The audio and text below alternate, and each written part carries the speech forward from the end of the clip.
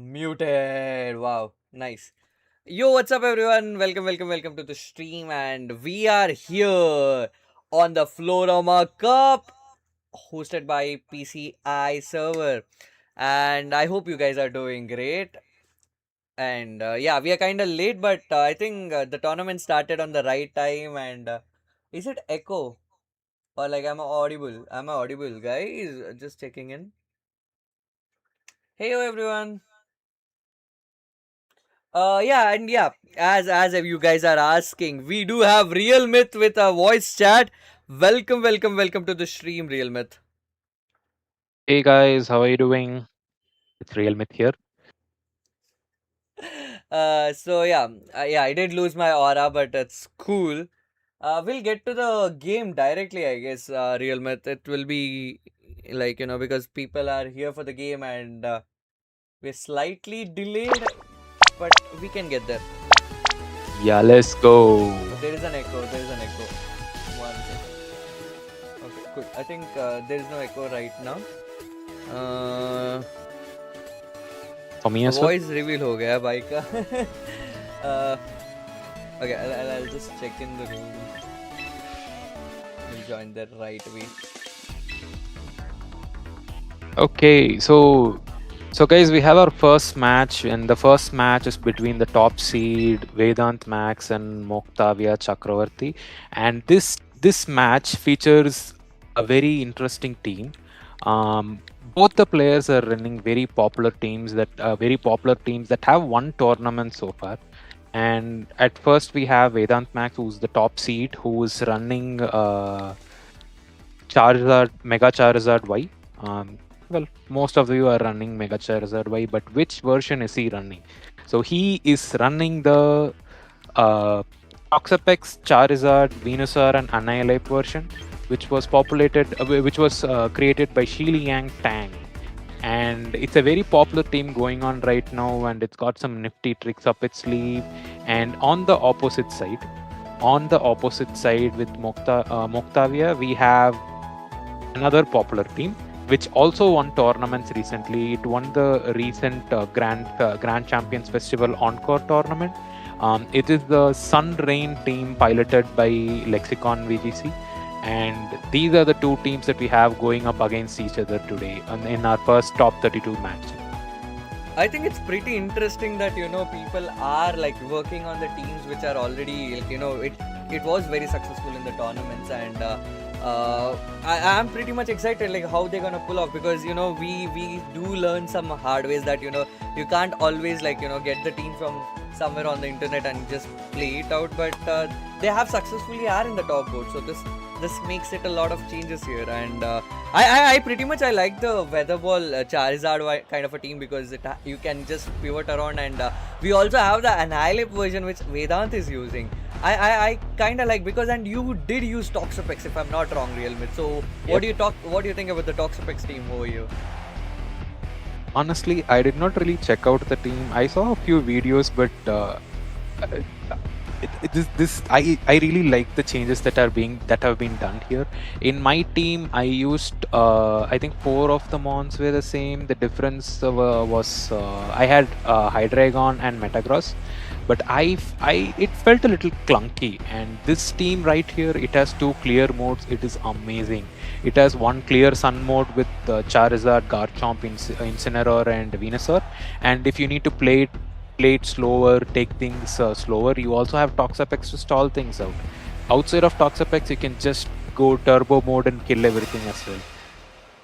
And the Okay, we game have the has game start. already started, and I would love to see what they're gonna open this time. And those who are joining for the stream, thank you so much for joining in. It's me, Sugunova, and also have Real Myth in the casting today. And we are actually hosting as a casters for a Floaroma Cup hosted by PCI. So this is something of a new tournament they are doing it, and it's pretty. I'm pretty much up to it, because the winner cash prizes are like really great. And now that Charizard and Incineroar is the open, and the bridge and the Grimmsnarl on the opposite side, the fake out pressures are active, and it's gonna go for a mega. And oh, there's a switch on Grimmsnarl. What do you think about this one, Real Myth? Okay, I expected Grimmsnarl to do parting shot here, but he has directly switched out, and he still has not brought in the weather, which is very weird to me. I expected Pelipper to come out to start boosting the Archaludon, but that does not seem to be the case. Charizard has set up its drought, and we'll have to see who is Incineroar faking out here. And Incineroar does go for a fake out on the Basculegion, which doesn't work, and I think the whole round went no use, but Basculegion will get the chip damage, which does half of it. Oh my god, this is interesting. That was a crit right there. Okay, that's a very unfortunate crit for Sango. Now we'll have to see how they proceed right now. At this position now, since Charizard has set the drought up, now if Pelipper comes in, Charizard is kind of in an unfortunate position. And Archaludon, it can just take Charizard down with a single Electro Shot. We'll have to see what is going to happen right now. There's no fake out to protect the Charizard right now either. And I also think that the Basculegion and Archaludon are in a very good favor, because even the weather changes, it's gonna give an advantage both of them. Like, Electro Shot can be possible, and Wave Crash with that water boost. There is no...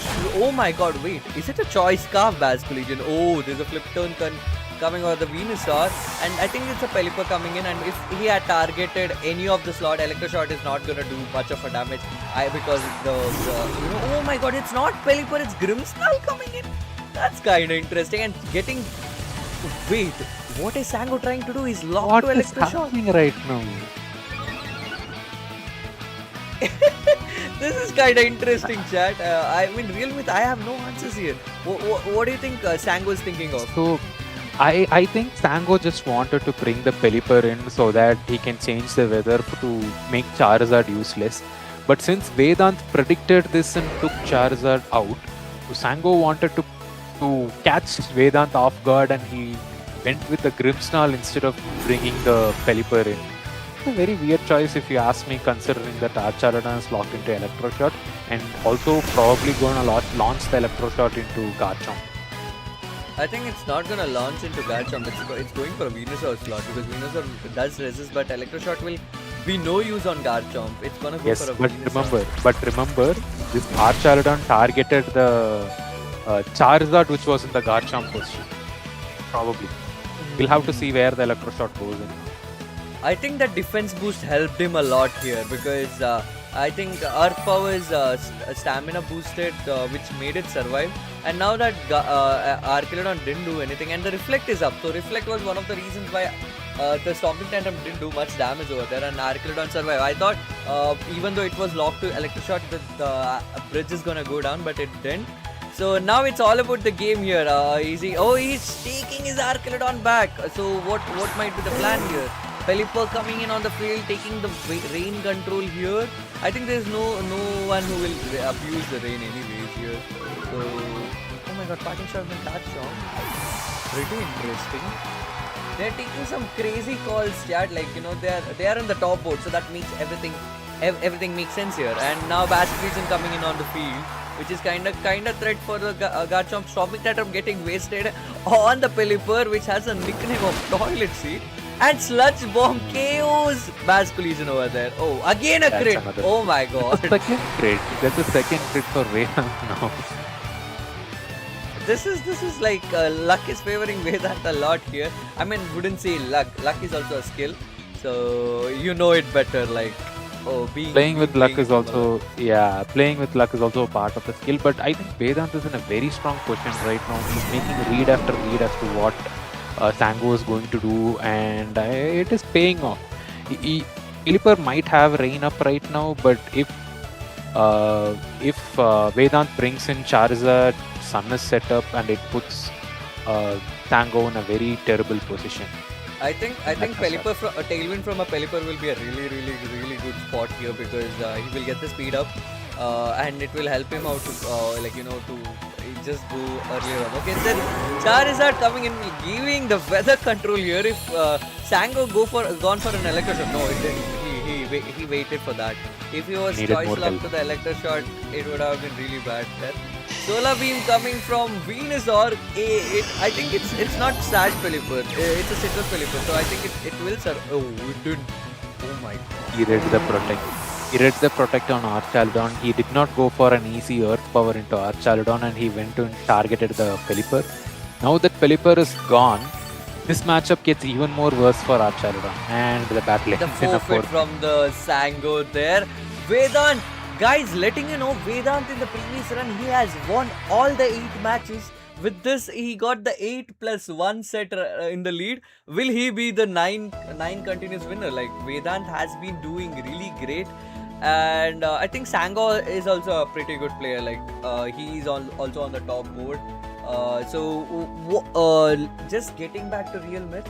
Real Myth, what do you want to see? What is the interesting meta right now? What are they doing? Like, how is it going on? And have something. Do you think any team has caught you off guard? Like, I didn't expect to make it to the date. To the top 32. So anything you Oh want to talk yeah, about that? oh yeah. There are a few teams that did catch my eye. There are 3 players in specific that have caught my eye, and they are playing with mons that you haven't even heard of. We'll go through that one by one, but now we'll get back to this matchup right now.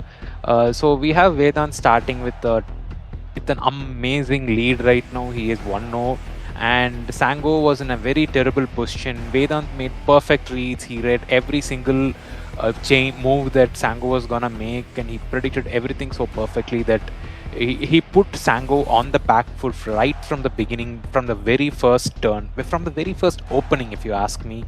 Sango will have to pull off a miracle to get out of this and will to come out of this round victorious. And to be honest, Vedant had no excuse or had no reasons to use his super weapon, which is called as Toxapex. He got the game without using that, and Vedant has been playing like to the whole set where it is favoring to him, and Sango have to make a comeback. Sango has to make a predict because this is a knockout round, guys. If anyone loses this game, they get out of the tournament. So that kinda like that really sucks. So you need to be very predict. You should not be predictable, to be honest, because that protect from Arcadon was so easily predicted from Vedant that gave a lot of advantage towards Vedant. Oh my God! Okay. Right now we are seeing a chlorophyll ability. Venus are like locks in here. Like you can't. Nobody can go mega. Obviously Vedant will go for a mega. Pelipper switching in also won't be anything because it will switch out earlier and the mega will go later on. I think what can be done? Yeah. You know what can be done here? Grimmsnarl can parting shot out and bring Pelipper in.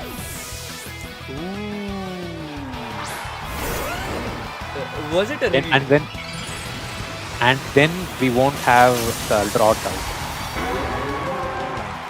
Wait, whose Charizard Mega Evolved here? I did not see. It's Vedant's. It's Sango's Mega. Sango did Okay. Mega. And parting. Oh my God! You called it right, Real Myth. You called it right. We are He's gonna seeing bring in Pelipper. and we didn't see a protect on Vedant, by the way. We didn't see a protect on Vedant, by the way. So the weather ball can go directly on the Vedant side. Vedant's Charizard is in a threat. Yup. And there goes the threat. This is the beauty of double weather, guys. Vedant lost his Mega right in turn 1. Sango has pulled up the haste of the century, man. What the hell? What an amazing read. What an amazing move made here. Now with that done, I think yeah. Now it's like Vedant has to take a proper call. Like he has already lost one of the main mega in the team, and we don't know. We haven't seen the previously. We didn't see the Pokémon from the Vedant side. Also, it might be a Toxapex. It might not be a Toxapex. Now that the Charizard can take a lead, we can switch out the Charizard and get Grimmsnarl and get Charizard going for a protect. Oh my God, that Charizard was caught off guard with the Pelipper. Like oh my God, Vedant.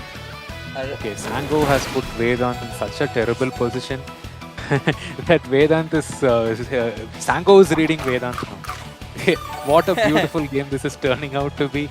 And now the Hurricane comes out, and there goes the Venusaur, if I'm not wrong. Yeah. Venusaur is the only invested on the special attack and the speed in this team.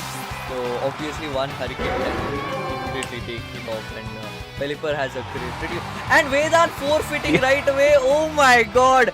Did we just see a back-to-back, like, immediate What is forfeit from both of them? happening? What is happening? Sango just Both- got his game, man. Both the rounds lasted like 4 turns. It was utter domination, except both the parties had utter domination on the other on their opponents. What is even happening, man? They are really going great. So I think Vedant has to make, Vedant was doing pretty good calls in the first round. Now Sango did the same thing in the second round. So they both are on a cutthroat that, I need to win this, so no matter what. So is it gonna be Vedant losing the break of Vedant's 8 streak, or Sango is gonna Sango is get red here and Vedant's gonna win this? Whom are you putting your guts on, Real Myth? Because it's one set each. You can't predict here. I mean, honestly, both of them played really well here. I have no idea who I can support even. Both on even footing. They both utterly dominated their opponents in the respective rounds. And I don't know. I think Sango did an amazing job by bringing in dual weather specifically. He initially considered Archarodon, but that did not work out. But so he went ahead with dual weather. If Sango goes with dual weather once again, that means Vedant can bring in Toxapex. So Toxapex's only weakness is Archarodon. If Archarodon is not playing, and then that means Vedant can bring in Toxapex and rain terror on Sango's team. We'll have to see how it's gonna end up. Oh, the bridge is back. Archarodon is back. And Toxapex is back. Oh my god.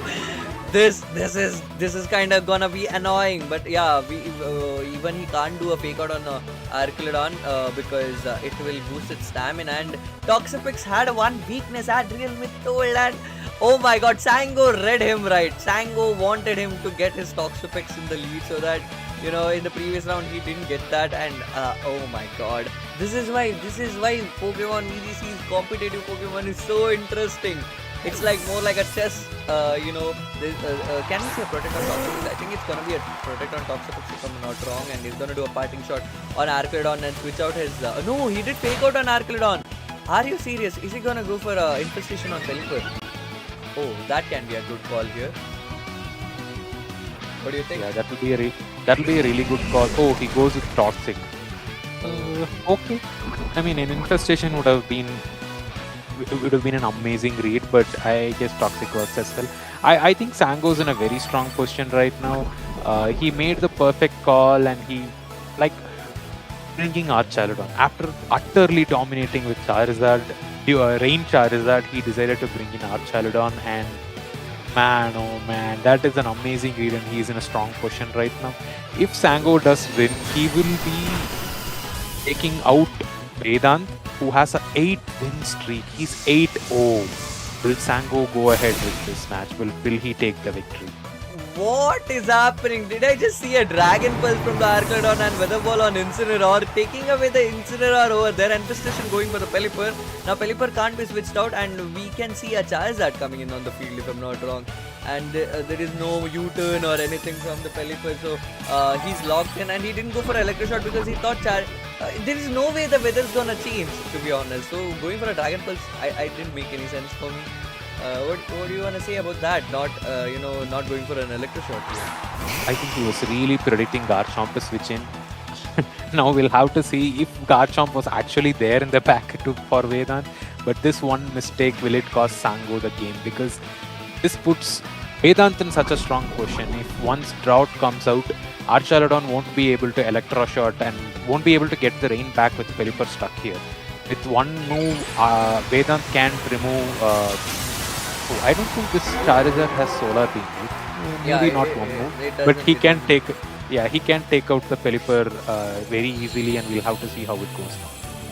Bridge going for a Protect, that's a basic call because when you have a fire type threat. And I think, you know what, I wouldn't honestly make a Dragon Pulse over there. I would have gone for an Electro Shot, and I would have gone for a Weather Ball or a Tailwind from Pelipper, because I know my Pelipper will survive because I have a Citrus Berry, and that would have given me a lead over there, no matter what. So Electroshock would have boosted my special attack.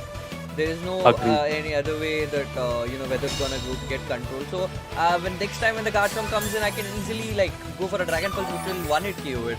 So I think kinda Sango hesitated over there, but pretty much like because Toxapex is like stuck inside, because Infestation will make the Pelipper switch out if Toxapex goes out of the field. So Toxapex has to stay in. Kind of curious what will be the Sango's next call, because Vedant is already down with Incineroar. Incineroar would have been a very important call here. My bad, chat. Getting this disconnected is okay. So it's all about read right now, predicting the predictions. Honestly, Vedant made a really good prediction. Incineroar is down, but that does not matter because Vedant is in such a strong position right now. And yeah, Hurricane in Sun has a 50% chance to hit. The accuracy goes down even further. And Weather Ball, Archaludon survives the Weather Ball. What? But Okay, will it's it be specially able invested. to survive Infestation? Yep. It's a specially invested Archaludon if you're asking me, I think. And now that Infestation goes in, Archaludon is gonna go next, and Pelipper is gonna go down now. So rain control is completely taken away from Sango's side. Toxic and Infestation will KO the Pelipper right away. As you had told me, the full health, any of the mons getting Toxic and Infestation will get KO'd in the four turns, if I'm not wrong. Yes. So that just to let you know, so if Toxapex uses Infestation and Toxic on a mon, turn 1 Infestation or turn 1 Toxic, and turn 2 Infestation or turn 2 Toxic, if the combination is set up, turn 3 Baneful Bunker, turn 4 you somehow survive whatever attack is being sent on you, the mon is dead. This is similar to how a Perish Song works. Perish Song does that with 3 turns, but this does with 4. But that is the power of Toxapex, and Wolfie did an amazing job identifying it. And Wolf introduced Toxic Stalling, which is currently the trending meta. I swear to God, he is one of the global icon. Whatever he does, it goes on trending and people start using it. Him or Cyberton. Cyberton is like, he introduces all the team which is currently getting used. Wait, did I just see a Basculegion switching out and... okay, oh my God, making him to protect his Charizard there. Because of the Basculegion threat. Dragon Pulse going for the Charizard slot, which doesn't, do much there. And Toxic going for a Grimmsnarl spot. Now Grimmsnarl can set up Reflect, or it can also set up Light Screen, which is gonna stay 8 turns because it's Light Clay. And now that Bridge is completely surviving his whole game by lefties boosting it up. Pretty interesting. Oh my God, that 2% save. That 2% save over there. No, I think if leftovers is there, this is Infestation, right? Infestation does 1/8 damage, which is 12.5%, and leftovers will give you 6.25% recovery each turn. So there's no way Archaludon is surviving, especially after this turn. Oh, Venusaur coming in. Parting shot goes for a Venusaur, which I think Vedant read it. So he just I'll give it off. You get your Basculegion in. I will look after your Basculegion here. Why there is a delay? Oh my God! I kind of thought like why did the Sango will quit right away? Dragon Pulse going for the Venusaur slot, which is not. Oh my God! That did a pretty good damage. Not gonna lie. Infestation going for the Basculegion. Okay, but yeah, again, Ghost types can just get out of. Yes, Ghost but types can right now Archaludon is dying. Yeah. Archaludon is gone now.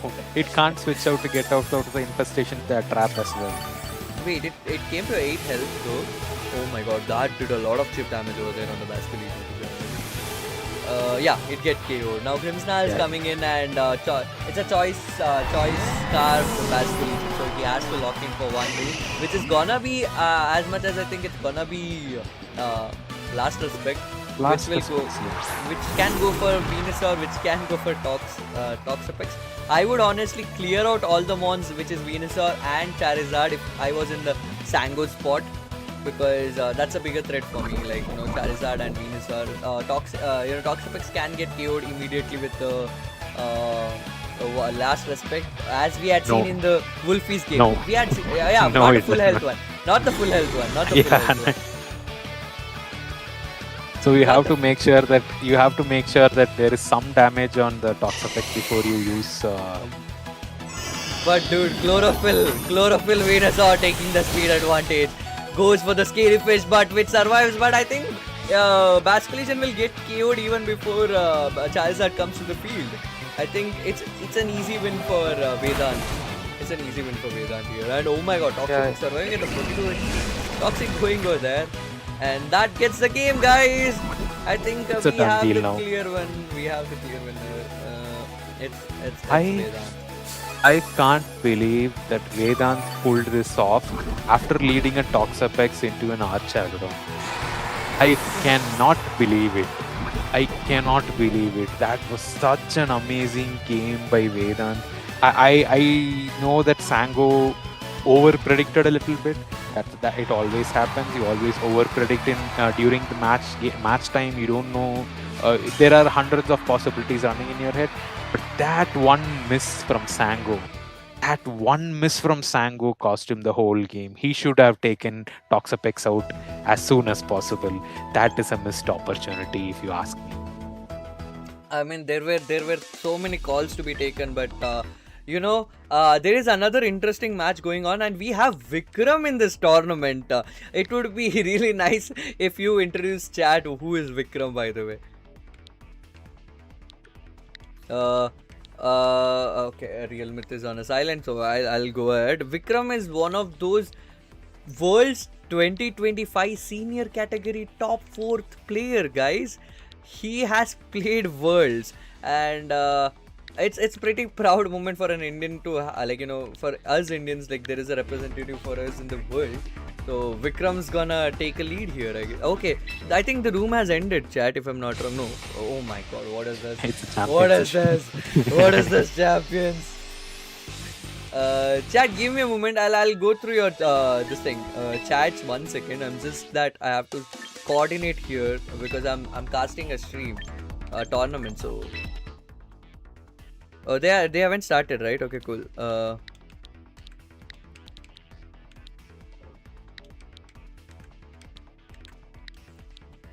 Real Myth, you wanna talk anything about Vikram here?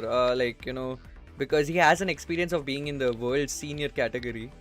Okay, I was not much aware of that, but I am really pretty much aware of the team that he is using. So Vikram is using the Eduardo Cunha World 2022, if I'm not wrong, World Champion Eduardo Cunha's team. So he is using the Rain Perish team with Gengars, Mega Swampert, Mega Gengar, Mega Swampert, Politoed, Archaludon, Vivian, and we are Sparrow. already in the game. And We are in the game. what is happening? Already 3 mons are down on the Vikram is down. side. Yeah, Vikram is down with 3 mons. Okay. And Okay, there we goes have- Gengar goes down. We have Nucleo playing Eric Rio 6. Wait. It's one each. It's one each. It's one each. Are you serious? Thank God we joined at the right moment, because this is gonna be the last interesting match where Vikram is having 7-1 wins, and both of them are having 7-1 wins, if I'm not wrong. Yeah, no, Adrian is at 5-3. Oh, okay, 5-3. Yeah. We have snake format, right? Like the top yeah. person battles the bottom person. Yeah. So we have what was their username? Nucleo, right? So Yeah. Nucleo is using a variation of Ericriosis 6. So I like to call this as free 6. It's a modification of Big 6, but it's free. All the mons are available for free. So we have Charizard, Aerodactyl, Farigiraf, Venusaur, Sylveon, and Kingambit. The modification here is we have Venusaur in place of Garchomp from Eric Rios' team. Now we'll have to see how this goes. They both have one each, and I'm not really sure on who dominated like the previous one. But I honestly think it was domination. If two Mons were alive and Mega Gengar was taken out that easily, it must be domination on Nucleo's side as well. We'll have to see what happens right now. And also to the chat, this is the first round, which is the top 32 knockout round. And welcome to the chat, whoever joined here, welcome to the stream. I'm so sorry, I've been missing out a lot of chat. Bro, you know the team that won VR challenges, I used Sneasler instead of Glimora, and it's much better as a Sneasler Quick Guard protects Sucker Punch from King Hamid. Oh, that's pretty interesting, Spurs. That's pretty interesting. I mean, have you like thought of there's a lot of chances you need to improve your team no matter what, takes like one by one you have been improving. And I just participated in one of the tournaments which had top 30 Pokemons were not allowed to be used, so there were more of we knew what is gonna be currently on the trending after the cutting of those 30 months, and I had to build around a team around it, and I ended up having third place in that, which was a pretty good run if I'm not wrong. What do you think about the current meta, Real Myth? I mean, it's really difficult to call out current meta in general. It all depends on the teams that people are bringing, right? So since best of 3, there's no official ladder available. It's really difficult to figure out a good team. We just have to look at whatever tournaments have happened recently, and Charizard is absolutely dominating all the tournaments except the last one. The last two. I think one is the Venezuelan charity tournament that you attended. I don't think we had Charizard at the top 4 there, and similarly we had the recent Victory Road challenge, right? July challenge. We didn't have Charizards in the top there as well. But outside of that, Charizard is utterly dominating. The last 2 tournaments, Charizard did not do very well. I guess people are becoming ready for Charizard. But yeah, Charizard is the meta right now. Nucleo is taking time. I wonder what is he thinking of. Whether I've won a game, so what should I do in the next round? But this prep time is taking more time than what is supposed to take. He is taking his time, and it's okay. Then that's okay if he takes his time. He really needs to catch his breath and all that stuff. Why am I joining the queue? No. Yes. Do you want to leave the queue? Yeah. I want to spectate. They didn't start.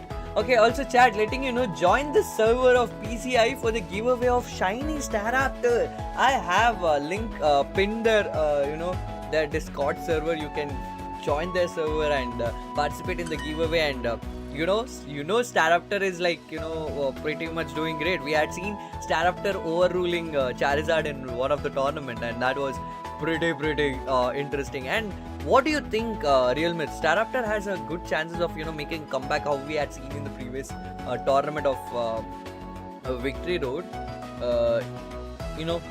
What is the possibility over there for the Staraptor? I tried Staraptor and it did not work for me, so I don't want to comment on that. But I used Staraptor without any boosting attacks, right? The team that won had Charm to boost contrary Staraptor. I did not have that. I did not want to have a Whimsicott with Charm, so it did not work for me. Then again, the same Staraptor without Charm is working in the Sand teams that is being very popular right now with Mega Tyranitar and Mega Staraptor. So I don't know. We'll have to see how it works out. But honestly, if you ask me, I don't think Staraptor is winning the Worlds. It is definitely not Staraptor. It's probably going to be maybe it could win with a stronger Mega on the other side. But Staraptor alone is not. I don't think it's going to carry the team to victory. And there is a chat from Soham. What about the new Delphi's Blastoise team, which really is popular in the ladder during the starting of the ladder? Yeah, have you been aware of it?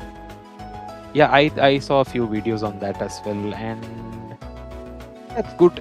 So why Delphox Blastoise team? I think they're calling it Foxtoise, if I'm not wrong. Yeah. So I played against one of those teams, and why specifically Blastoise is really annoying is that they have Sinistra on the team. So they initially set up with Blastoise. Maybe they take some damage, and then they bring in Sinistra, heal up, and then use stronger water sports. That was really annoying to me. I'm not sure who started this trend. I think it's someone from Japan, but that is a really good team, honestly. But how well it's gonna do in best of 3, I'm not really sure. I mean, I have seen the teams pretty much getting used in the battle. Like the one I was in the participating in the top 30 were not allowed. I think the Blasters and Delphox was easily getting used over there because only a few mons like Sneasler and Maushold weren't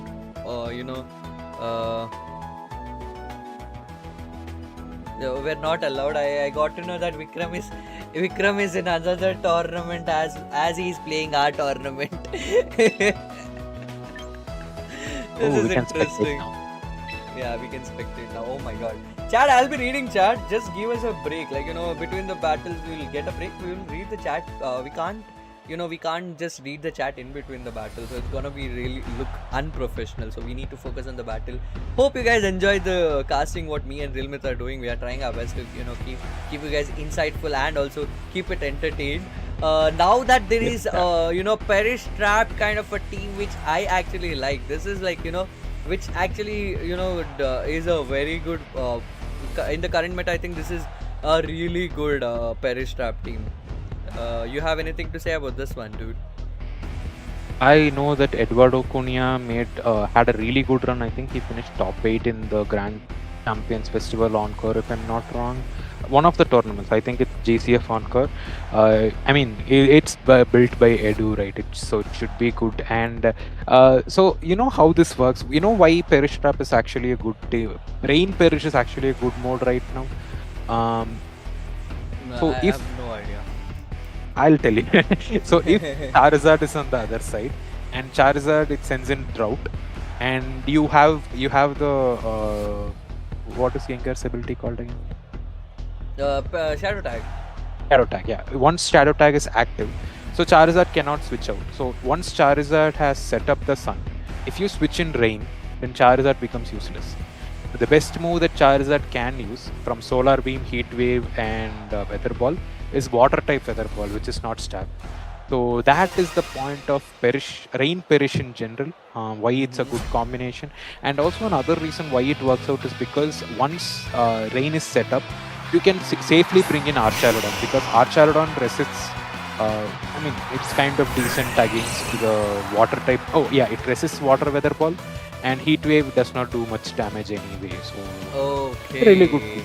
Oh, okay, this is kind of interesting. This is kind of interesting opening here from Vikram side. Nucleo is kind of like interesting, and I'm still laughing. Vikram has kept his name Renu. Has hidden his name. Hidden his name. So it's obviously many players do that. They don't want others to know what team they're running, like who are they or whatever it is, because they will be prepping for the Worlds, they will be prepping for a lot of tournaments. And pretty much interesting here because this Charizard, once he goes for the Sun Up, I think Chlorophyll boosted Venusaur is going to be the fastest here, and that will be a bigger threat for both Vivillon and Swampert. And there's no switch out, to be honest. There's no switch out. So what is going to be the play here?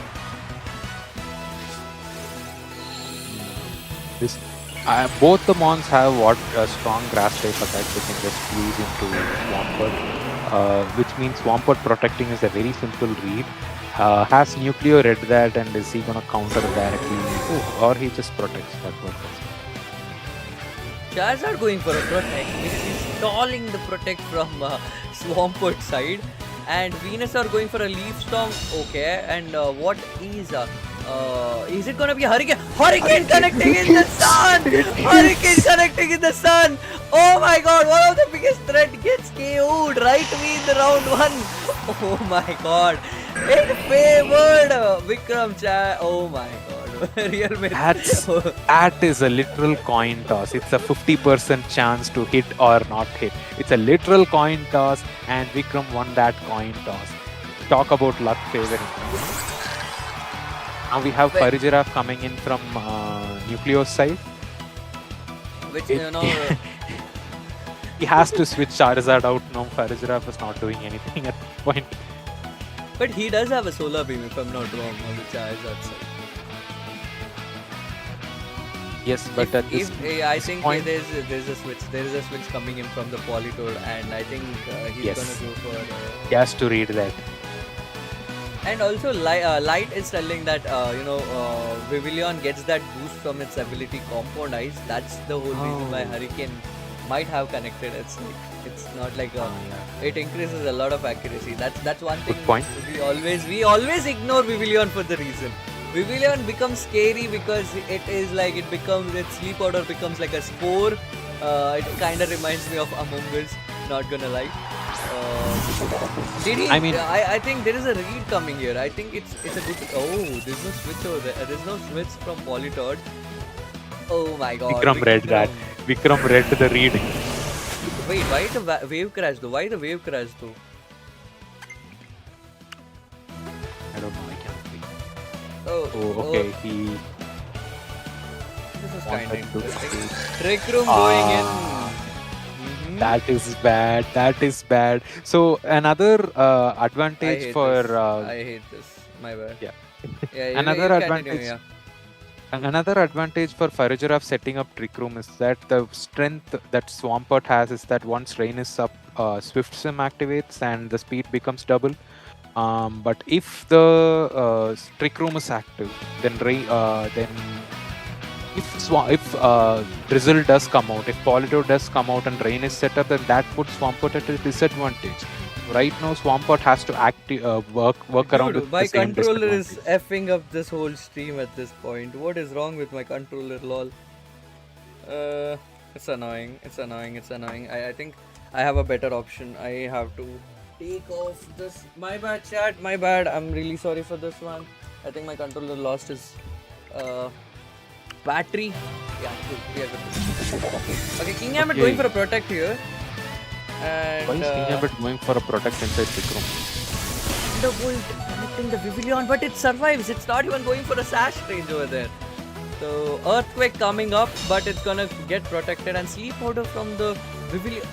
Is it Sleep Powder though? Is Vivillon gonna sleep powder? Is Vivillon? But who is it gonna sleep powder as well? That's another thing that we have to consider. It hits the right target. It hits the right target. Now Farigiraf is asleep. It has not taken any turns of sleep, and it is gonna sleep for a mandatory sleep turn the next turn.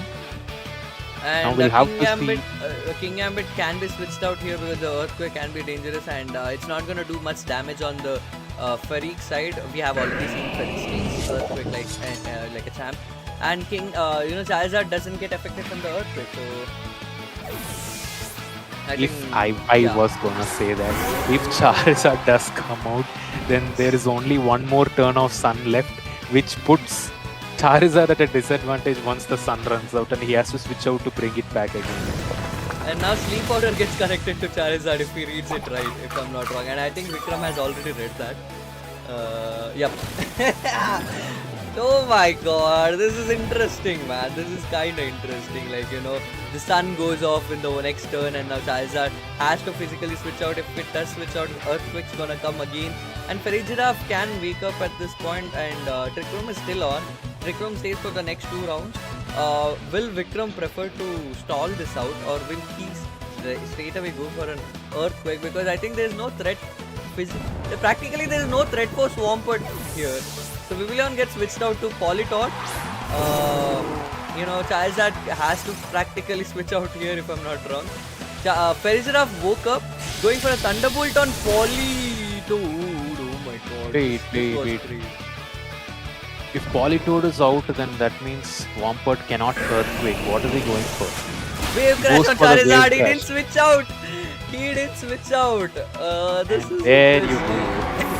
There you go. You have the weather now. Standard weather right now. And we still have one more round of Trick Room, one more of we'll Trick have- Room, so he can stall it by the. But there is no threat from King Ambit either from the Farigiraf on the Swampert, if you ask me honestly, because there is no way. Like there can be a crit. There can be a crit. No, but if both mons double up onto Swampert. I think it's a protect. I Just read it protect from it. Reddit, and it's a sucker punch failed. And do we see a perish coming up? Are we seeing a perish coming up? There's no point in perishing. You can just never mind.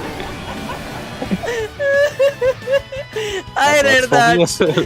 I read that. Because all four mons are alive on Vikram's side. So Polydot going for a perish is the only call. Like, you don't have to even worry about like, oh, these two mons are slow. Will my mon survive? Directly he can go for an earthquake, or he can go for wave crash on Giraffe, or he can go he's just finishing off in a style. Like the team is set on the perish, surrounding. I think Nucleo has no answer for this because there are four mons alive on Vikram's side. I think three perish counters, three turns. You can't kill all of them. I don't think. Oh. it's a pretty good advantage over here. Just look at the timings that are remaining. Vikram still has 5 minutes left and Nucleus has 3 minutes left. Vikram is speedrunning this tournament with another tournament on the side. What is happening here? And he is winning. He is winning as well. And funny fact, chat is also like, why did he go for a sucker punch inside a trick room? Yeah. I mean, it doesn't really matter at this point. But yeah. Counter clear would have been a greater call, but I think Swampert did protect that. So and for instead of going down, Perish was simply there to flex around, I guess, if I'm not wrong. And with that, Vedant gets the win. Sorry, Vikram gets the win. Vikram and Vedant. It was just style points for Vikram to use Perish song at that point. He could have just finished off the team with Weatherball earlier. But he did get the style points using Perish song. It's always like, it favors like, what decisions you take, what calls you take, how good of an aura you can form. And, there are people who are watching this, so he has to flex it. Next room, yeah, I have to ask them, yeah. You have to flex, chart.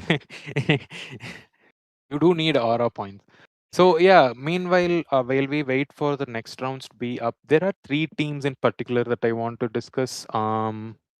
We'll see if they have made it through. I'll just check once and I'll get back to you. Okay, Mr. Deep, I have texted you on Discord. You can check it out because it would be right format. And letting you know, those who have joined for the stream, we are in a tournament of Floaroma powered by, if I'm not wrong, Pokemon Champions India, and I have given their Discord link. So they are doing a giveaway of mega shiny Staraptor, not mega. I mean, you can obviously Staraptor use kindly currently for the mega, but again, Intimidate also is there from the Staraptor base Staraptor, and shiny looks cool. And also, winner of this tournament is getting a lot of crazy prize pools here, like Mega Dreams booster box, Chaos Rising, packs and stuff like that. And it's pretty interesting. Like, it's like very good stakes here to focus on. And I have a panel, like, we have a panelist of me and also Real Myth. So it's pretty much going great, and we are done with the round 1, if I'm not wrong. So we are going for a round 2, and we are waiting for that. So until then, we will be chit-chatting around. And Real Myth, what do you think? Which Pokemon might win? I have a question for chat and also for the Real Myth. What do you think? Who will be the winner of, in the world? So which Pokemon will be the winner? Is it going to be Charizard? Is it going to be Floet? Is it going to be Staraptor? Is it going to be something else which we never have ever thought about it? Will Incineroar will rule the meta again, being the, n number of time of a world's winner? I mean, Incineroar's gone star, right? It's gone star. He is the king of VGC. He will be there. Incineroar is gonna probably win. I think right now in the current state of meta, we have King Gambit in a very high position, and it's real tricky for Incineroar. But Incineroar can still take out King Gambit with a Flare Blitz. So we'll have to see how that goes. But for the Mega, I'm gonna give two. Okay, I'm gonna give two 2 regular takes and 1 hot Mm-hmm. take.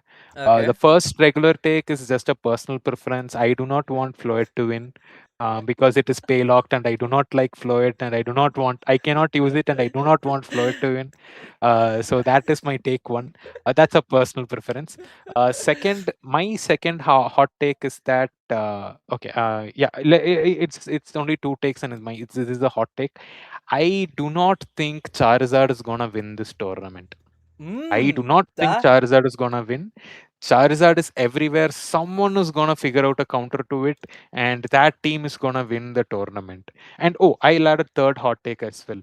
Yeah. Uh, this is not about the Mon, Mm-hmm. but looking at pattern recognition and stuff. Uh, I think Wolfie is going. I feel Wolfie is going to win this turn. It is 2026. Last time Wolfie won the world championship was in 2016, and he Oh. and another fact, in 2016 when Wolfie won, and currently he has the same number of international and regional wins. So in 2016, the number of internationals and regionals wins he had before he entered the world championship is the same as from 2016 to now. So really hopeful, and he has done a really good job with the champions meta game as well. Mm-hmm. He placed second in Indy and top four in NAIC, which is a really strong showing. And yeah, I really think Wolfie is gonna win. Yeah, those are my takes. Okay. Getting back to you, I do understand like the trauma of you with the Floyd, because that's what happened even in our tournament as well. You ended up facing a Floyd team which kind of cooked you off, but that's all about experience, I guess, if I'm not wrong. And letting you know, people do say that 2026 is the new 2016, because there's a lot of things which happened in the past which kind of get got repeated in Yes, the yes. 2026. Yes, I want to talk more on that as well. In 2016, we had this one team called as Big Six, which was unbeatable, which had a drought setter and a strong ground type attacker and a strong fairy type attacker. The same thing is happening right now with the Big Six we have right now, and we also to counter this Big Six. During 2016, we had something called back then it was Primal Groudon and Xerneas that was doing all the job, and to counter Primal Groudon and Xerneas, they brought in a team called as Double Primal, which featured Double Weather, which featured Primal Groudon and Kyogre, which is the same thing that's happening. So many similarities between 2016 and 2026, and I strongly think so. Another reason why I think Wolfie is gonna win is that if the meta game is so centralized, so right now, if you take the number of archetypes that are there, there are like 3 archetypes for Sun Charizard, with the Big Six and the Aerodactyl one version, and we have the Venusaur version. So those are 3 Charizard archetypes, and then we have Sunrain with the dual weather, and we have the Toxapex stall. That's 5 teams with Charizard alone, and then we have one Sand, we have one Perish Trap, and it's very limited number of teams that are doing well right now, basically.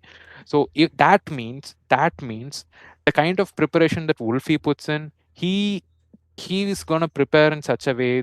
I mean, everyone have watched the videos, right? He is gonna prepare for teams in such a way. If he knows that what the meta is gonna be, he is gonna be ultra prepared, and that's another reason why I think Wolfie is gonna win. And also letting you know, we have Skycore in the chat. Letting you know, guys, my Pokemon VGC journey of hosting tournaments started with Skycore.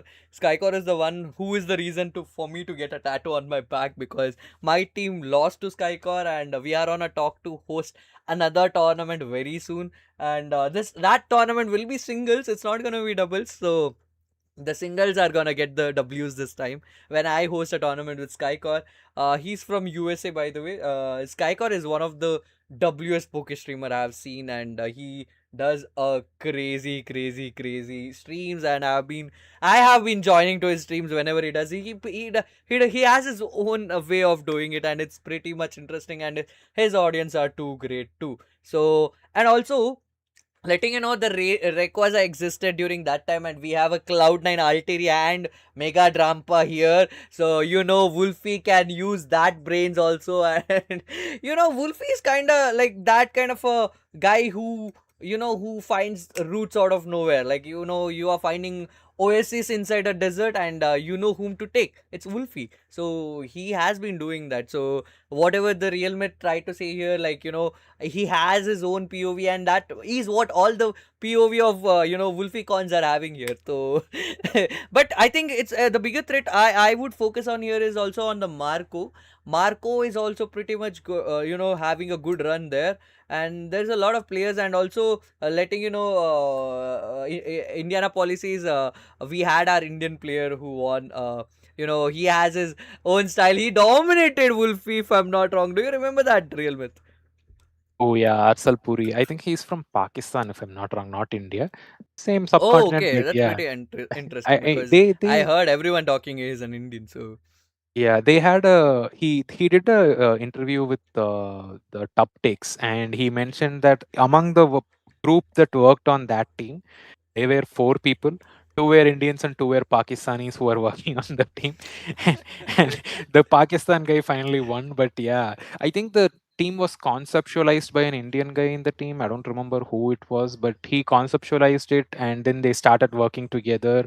I think Shoaib Bashir is another guy who's in USA right now, who's from Pakistan. I don't remember the Indian guy for some reason. And Adi Subramanian, I think you will might yeah, know yeah, him yeah, as well. yeah. Yeah, these are the four people who were working on that team. Adi ended up not using that team, but yeah, these three people used that team, and I think all three of them finished in the top 16 or top 32, if I'm not wrong. They all had really strong finishes. Um, we'll have to and see. We'll have to see. and also there is a interesting fact. Even I have been noticing that Garchomp is currently in the top ladders, and recently in the tournament, special attacking Garchomp also kind of made it to Oh the yeah. top, yeah, top board. So that I kind of think Garchomp is also doing really great here. I mean, yeah, but okay, fine. See, Garchomp is pretty bulky, right? It is really difficult. As much as it is difficult to remove Fire Giraffe with one hit, it's really difficult to remove Garchomp with one hit as well. Unless you hit it with an Ice type, it can survive Dragon or Fairy type attacks even.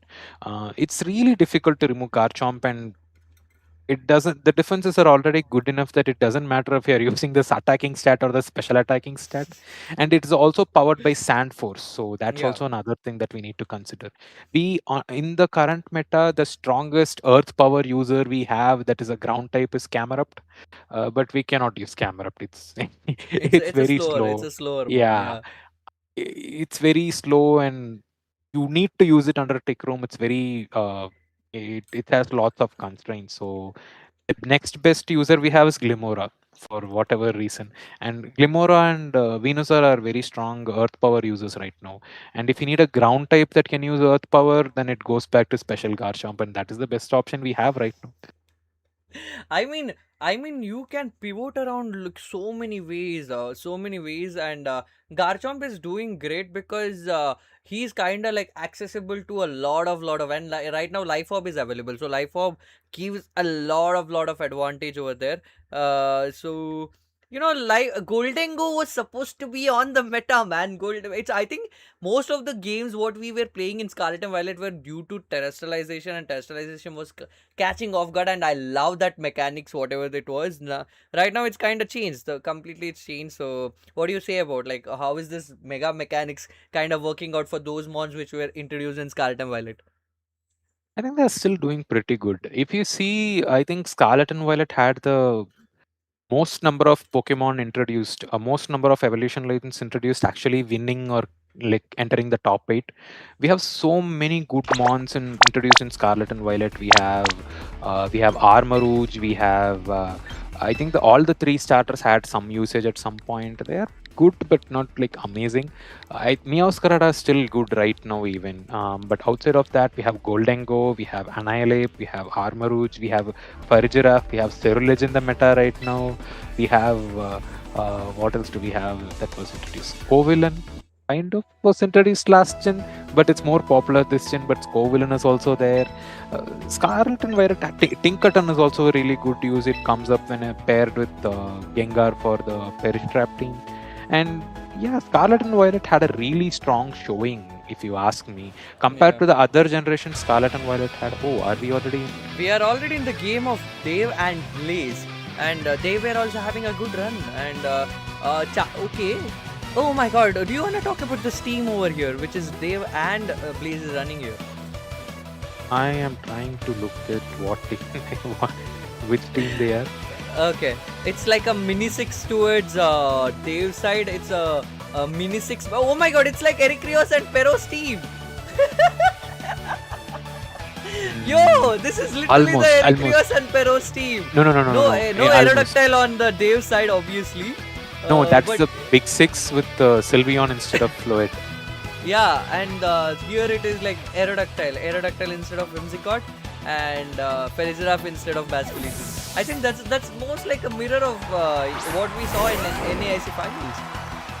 Yeah, but if you ask me, the team with the Aerodactyl has an advantage here. Yeah, has an advantage here against the big 6 teams. The Aerodactyl Charizard team has an advantage because of Rockstadion being able to take down Charizard with one hit. I don't think it goes down with one hit, but yeah, that's still an advantage for this team. We'll have to see how he's positioning. Blaze has switched out. Aerodactyl to preserve for when Charizard comes out. Oh my God, Whimsicott avoiding the heat wave, which was supposed to get it to 1 HP. And now the game flips because the Tailwind is advantageous towards the Whimsicott, but I don't think there is any Mon which is threat for neither for Charizard, neither for Garchomp. But Moonblast can do a lot on Garchomp, so I think it's a safer switch for the Garchomp to go out. But Charizard is a threat for both of them. Whimsicott has, pretty much, yeah, Garchomp going to switch out, Blaze is going for a basic switch out there, not going for a protect. I think it's a Choice Scarf Garchomp if I'm not wrong, or why didn't he go for a protect? It's not. He could have gone for a protect. Sylveon coming in, Sylveon gets the damage over there from the Moonblast and also from the... Wait, what? Sylveon is really specially defensive and it does not take so much damage from special. But T-Cabit goes down! Is that even a calc? That was like Sucker Punch, right? In the first round, in the first call. I think he did a Sucker Punch if I'm not wrong. I kind of like, I was looking at the team sheet. Yeah, not the first round, second round. I think I saw something taking a chip damage. I don't know whether it was Sylveon or it was this thing. Because Moonblast did a pretty small amount of damage over there. Okay, it's a Shiny Charizard. Shiny Charizard is a W. Okay, I told you, Sucker Punch did a half amount of damage on the Charizard there. Yeah. Another thing to note is that this Whimsicott does not have Encore. In place of Encore, it is running Energy Ball to counter the Swampert and other water types. That is very relevant in this matchup. Blaze does not have any water types. And Encore would have been very, very, very handy here.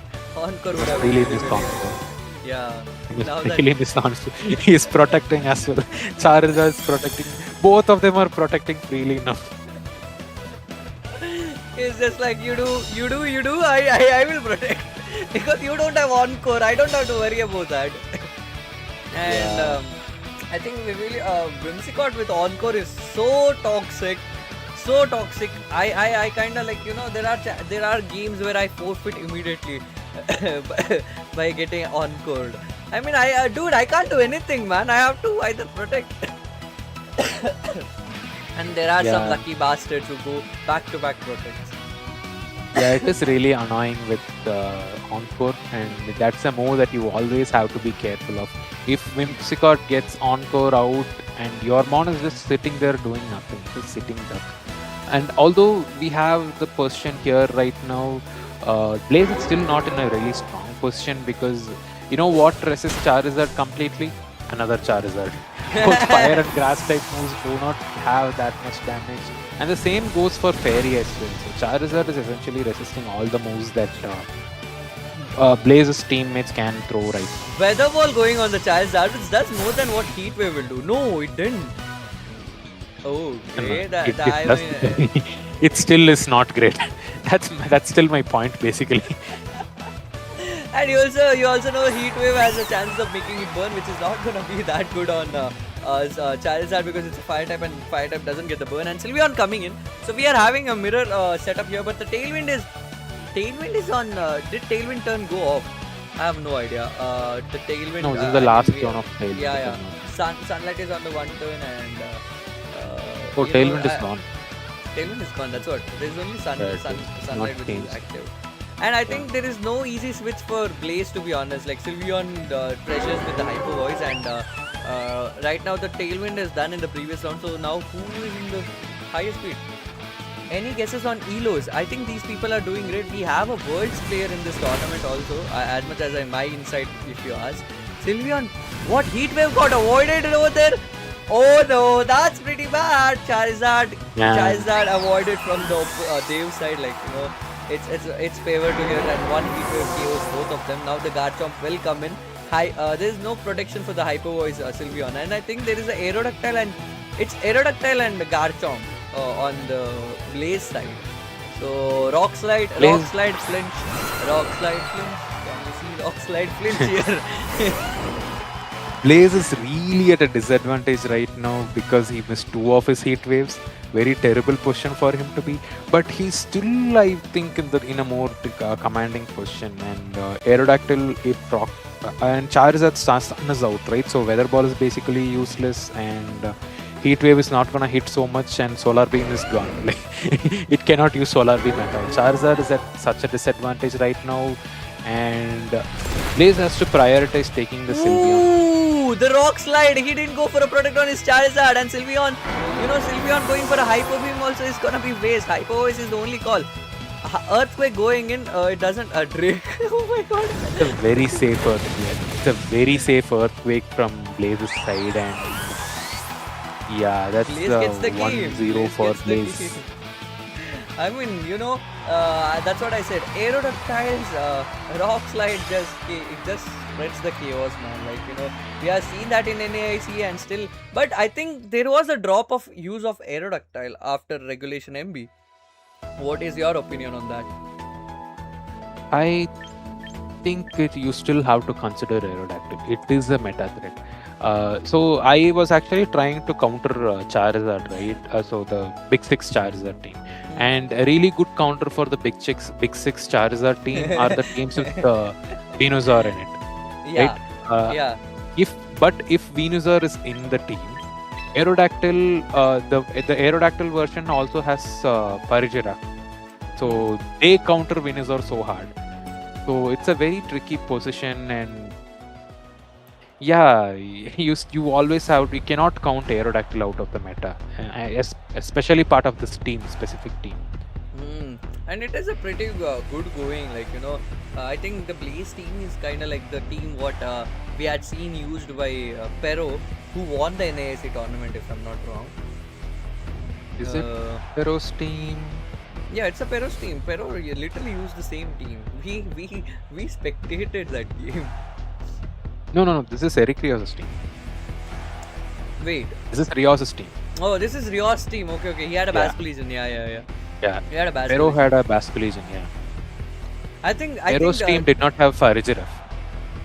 Parigiraf versus Basculegion was the difference maker. Yeah. So I kind of, I had seen Dave's team and I saw the Basculegion. I was like, oh, this is like almost like similarly how we had seen before. Like, in a similar set, King Gambit existed, Sylveon existed, Charizard existed, Garchomp existed. It was just changes in,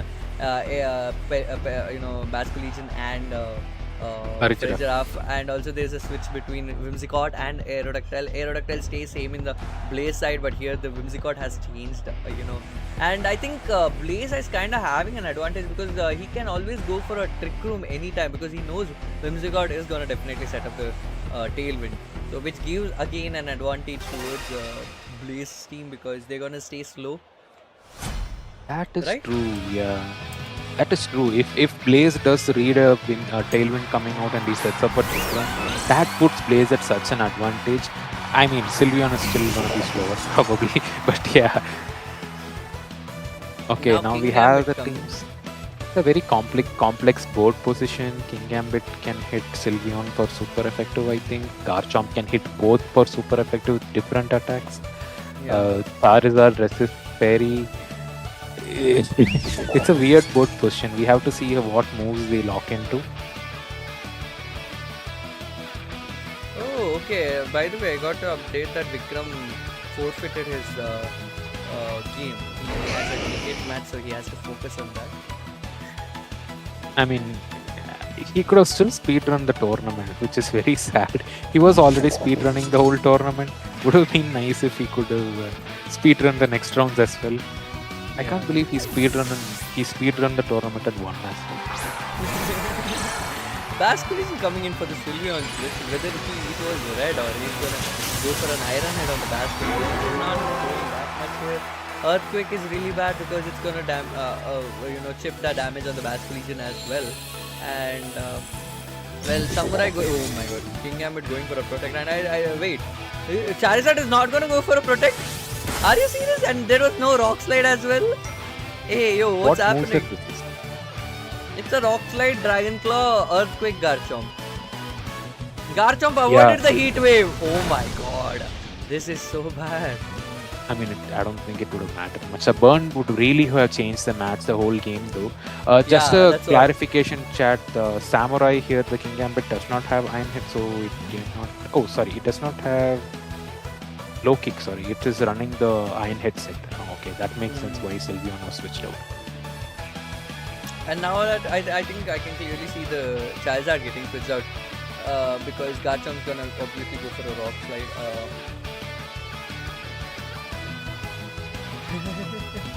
Okay. I mean, these guys are playing very complicated board positions at this moment. I honestly don't know what is gonna happen here. Oh my god.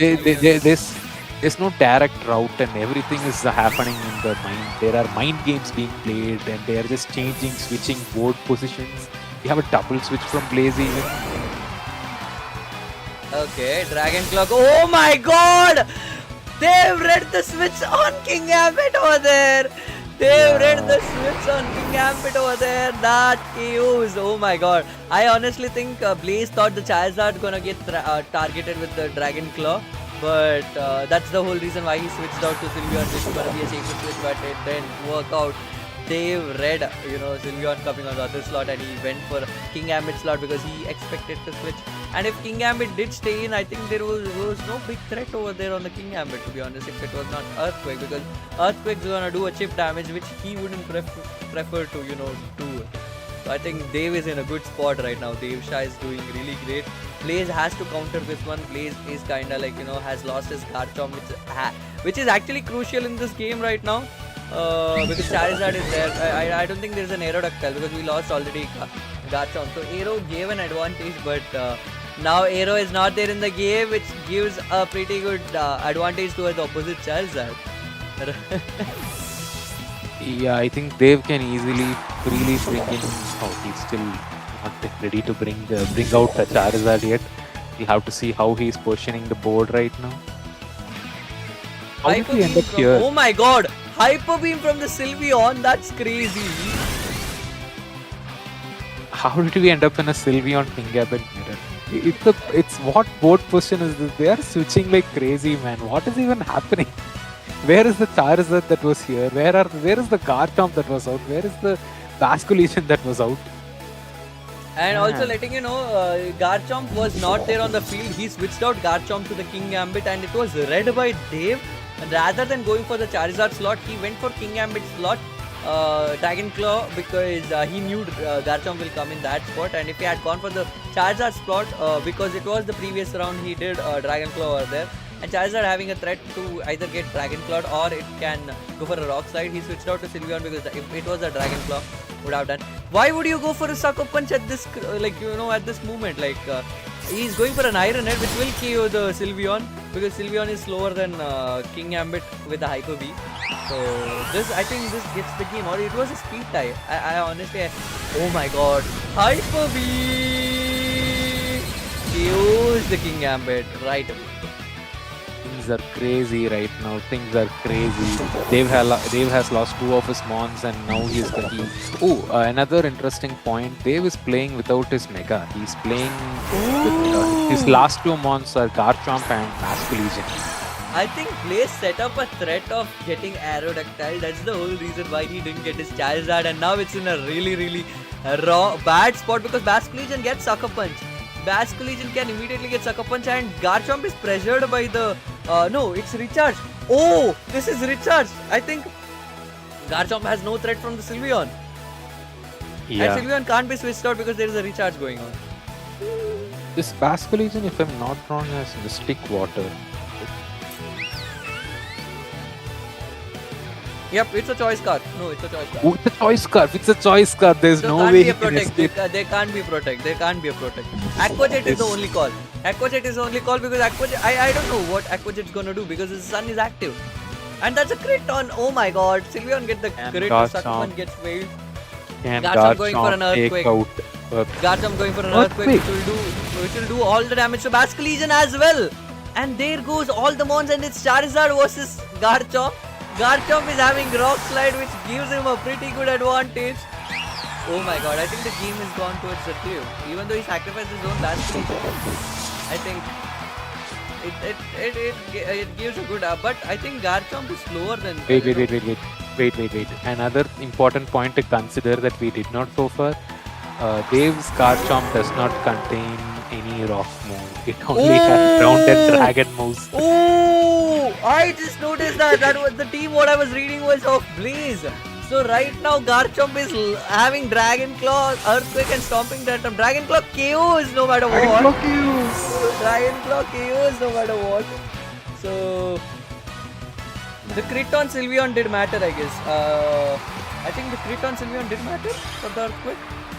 Honestly, I don't know what mon is where. Everything is moving around so much that I can't keep track of what is happening here. There's so many moving pieces here, man. I don't know how those guys are keeping track in the first place. But in the end, it was a really good game, honestly.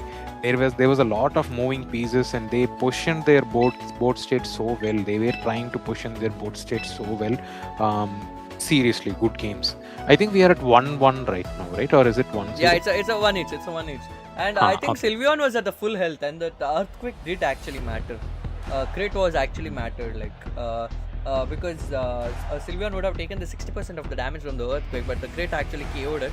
So I think that did matter. I guess if it was not earthquake crit, I think the game would have gone for Blaze easily because Garchomp doesn't have either if he earthquakes, Charizard gets no damage.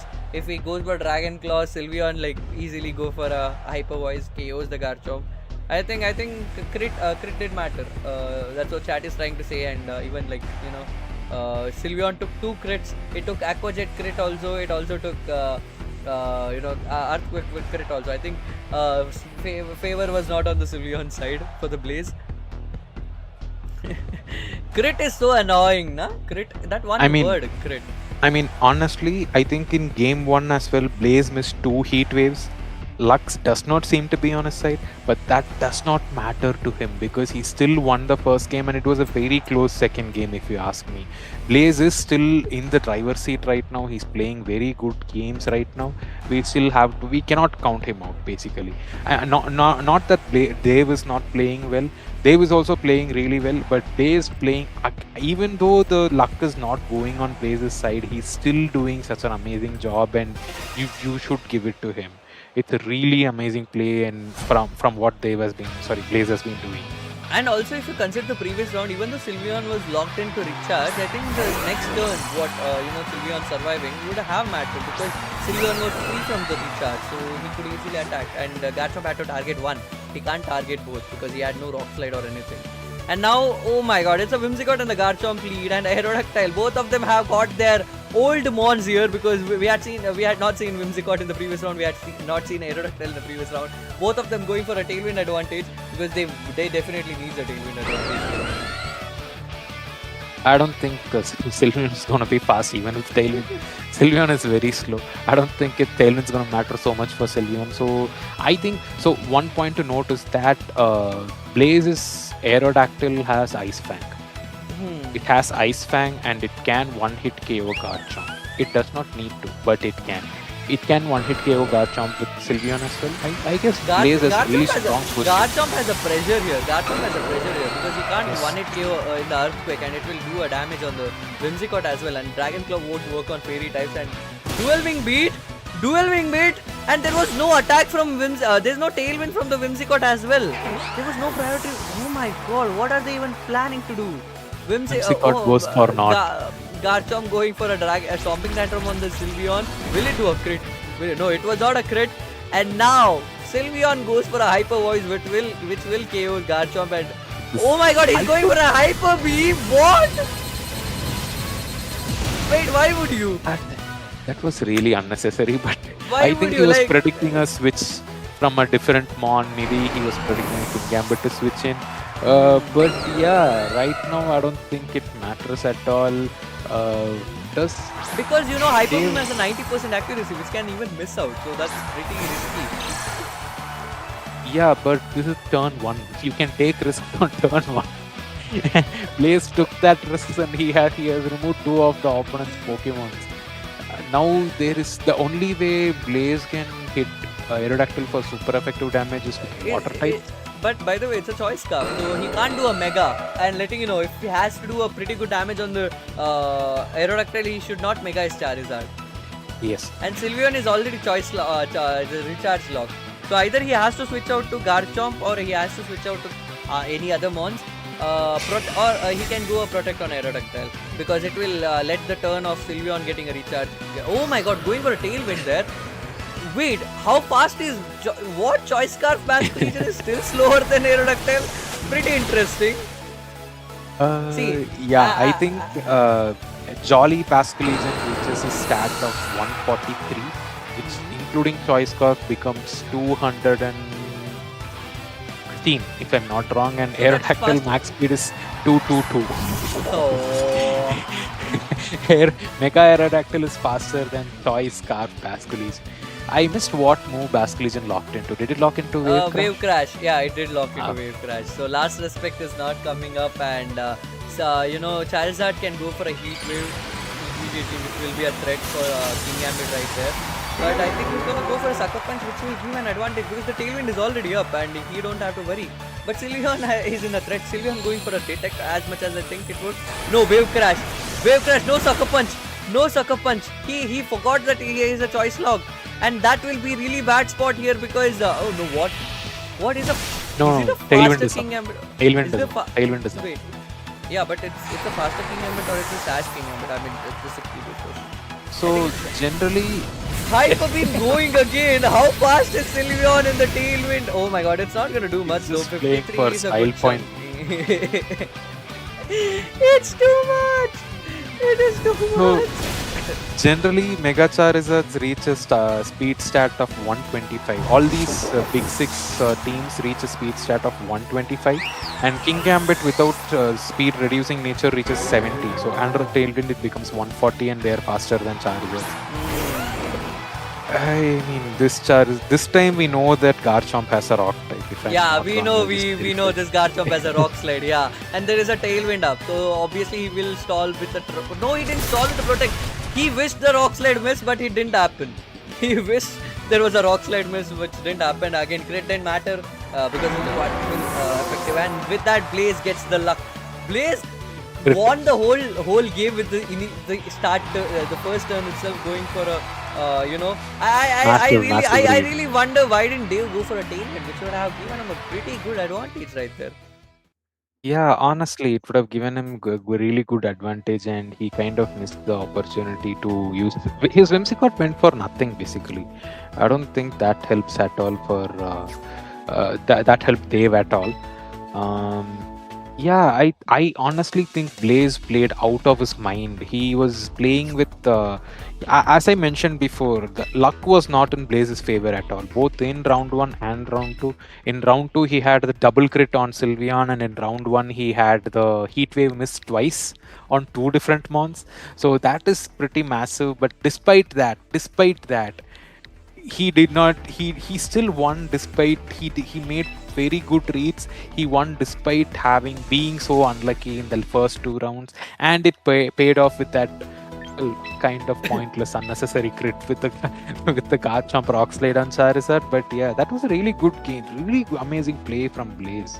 And now that we are in a round where Vedant is maintaining his streak of 9 wins, and let's see whether it will. Oh my God, there's no Mons KO'd or there's nothing there in the initial round itself. And we can see Annihilate making an entrance here. And as people were demanding, Caves is running the Delphox and Blastoise team here. Oh my god. What do you think about this one? Yeah, so when Shiliang spoke about this team that he created, he mentioned that the Annihilate was there only to counter the Delphox teams, basically the setup teams. So what happens is once the mon's set up, right, you can always do fake out, pressure the opponents. You can switch Sneasler or Incineroar, fake out to the opponent or follow me or whatever, right? All that does not work if Annihilate is there. Annihilate cannot be faked out. If Incineroar is brought in, it will increase the attack stat because of Defiant. And if Annihilate has Phantom Force, if Annihilate uses Phantom Force, it can break through, protect and damage the mons. So if you see Annihilate using Phantom Force, you either have to switch out or you give up your mon. So that's your two options. So that's it's a really strong call. There's no easy switch here. There's no easy switch here. And I also noticed that mechanics, even the Phantom Force is active. If King Incineroar comes in, the Defiant will get him, even though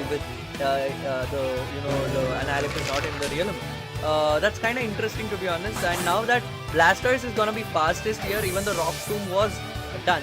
Because there was a Shell Smash going up, and Incineroar coming in, Defiant boosted on what? Why would you give a Defiant boost? And Annihilate gets my god! What was that Caves read over there? Annihilate getting switched out. Why would you? What? Yo, I think that was a really free Phantom Force, if you ask me. Annihilate also should be holding the focus sash, if I'm not wrong. I'm not sure. And why was Blastoise protected? Charizard and Garchomp would have got a pretty good damage from the big man Blastoise there. What is happening? What are these people are thinking about? And Cave, I think Cave getting in the Garchomp getting a pretty attack drop is really doing great here. Will it be I think Charizard gonna go for a Mega and it will activate the Sun, which is gonna be really bad for Blastoise. It does not matter. Blastoise is a +2 special attack. Even if Charizard does bring up Sun. If it's +2 special, if it's +2 special attack, it becomes the double of the power, right? It hits with 2x power. If Sun is up, it becomes half of power. It means it's gonna go back to neutral and it's still gonna hit super. Still, Chlorophyll Venusaur is it Chlorophyll Venusaur faster? But I think it's a switch. It's not. It's a switch. It's a switch. So I think Venusaur is not gonna get too much of a damage here. A fake out on Venusaur, which actually was predicted from the Garchomp. And Shell Smash again! No! Wait, he didn't protect. He's gonna go for Solar Beam. He didn't protect. He's gonna go for a Heat Wave. It's gonna do pretty good damage on Blastoise. Why? Why was he greedy? Why was he greedy? Burn on Blastoise! Burn on the Blastoise! Oh my god. Chat, this is why we say... 2 more turns and Blastoise is out. Yeah, this is why we say being greedy can cost you the game. And now Shell Smash makes it Blastoise the 4 turns faster here, but I don't think Blastoise has any move here. Because double protect coming up and he has to target one slot because the Water Sprout, full health Water Sprout would have done a lot. I think Sinistcha switch is really bad here. Because Charizard has this Water Spout is going to do 10 damage to each. If Sinistcha switches in, the damage becomes 35, which is still not great.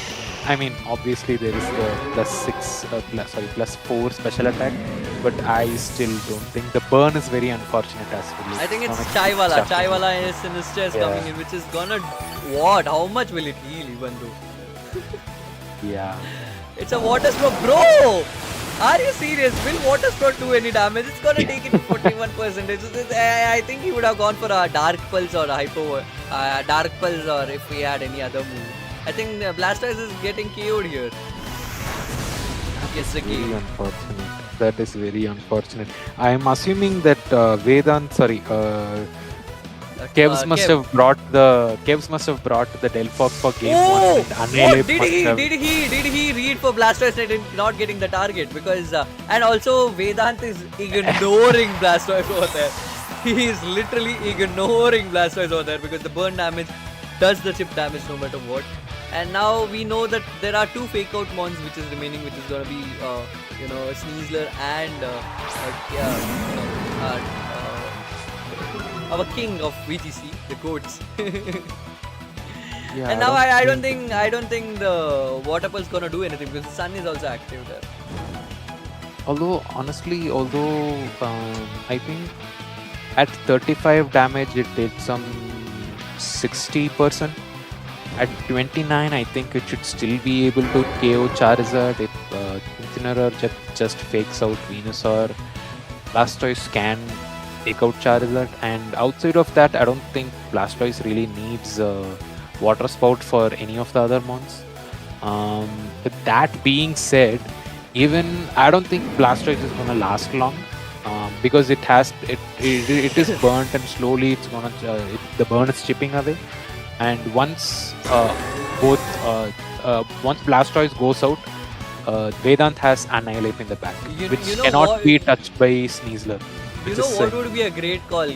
Taking a call of double protect and switching out Incineroar to the Sneasler would have been really good spot here. Because Blastoise is faster than no matter what both of them, and the fake out will be a priority. K would have been really great spot if he had predicted the double protect and going for a switch and targeting any slot from I think that's what the all game is about. And I think I felt that Weather Ball on Sinistia was overkill because Heat Wave would have KO'd both of them. Because Earth Power also already had done 40% of. I think he was predicting protect from Blastoise. That is how these teams generally work. You protect the Blastoise and bring in the other mon on the other side. But yeah, it Flare still Blitz worked out for Flare Blitz gonna KO the Venusaur.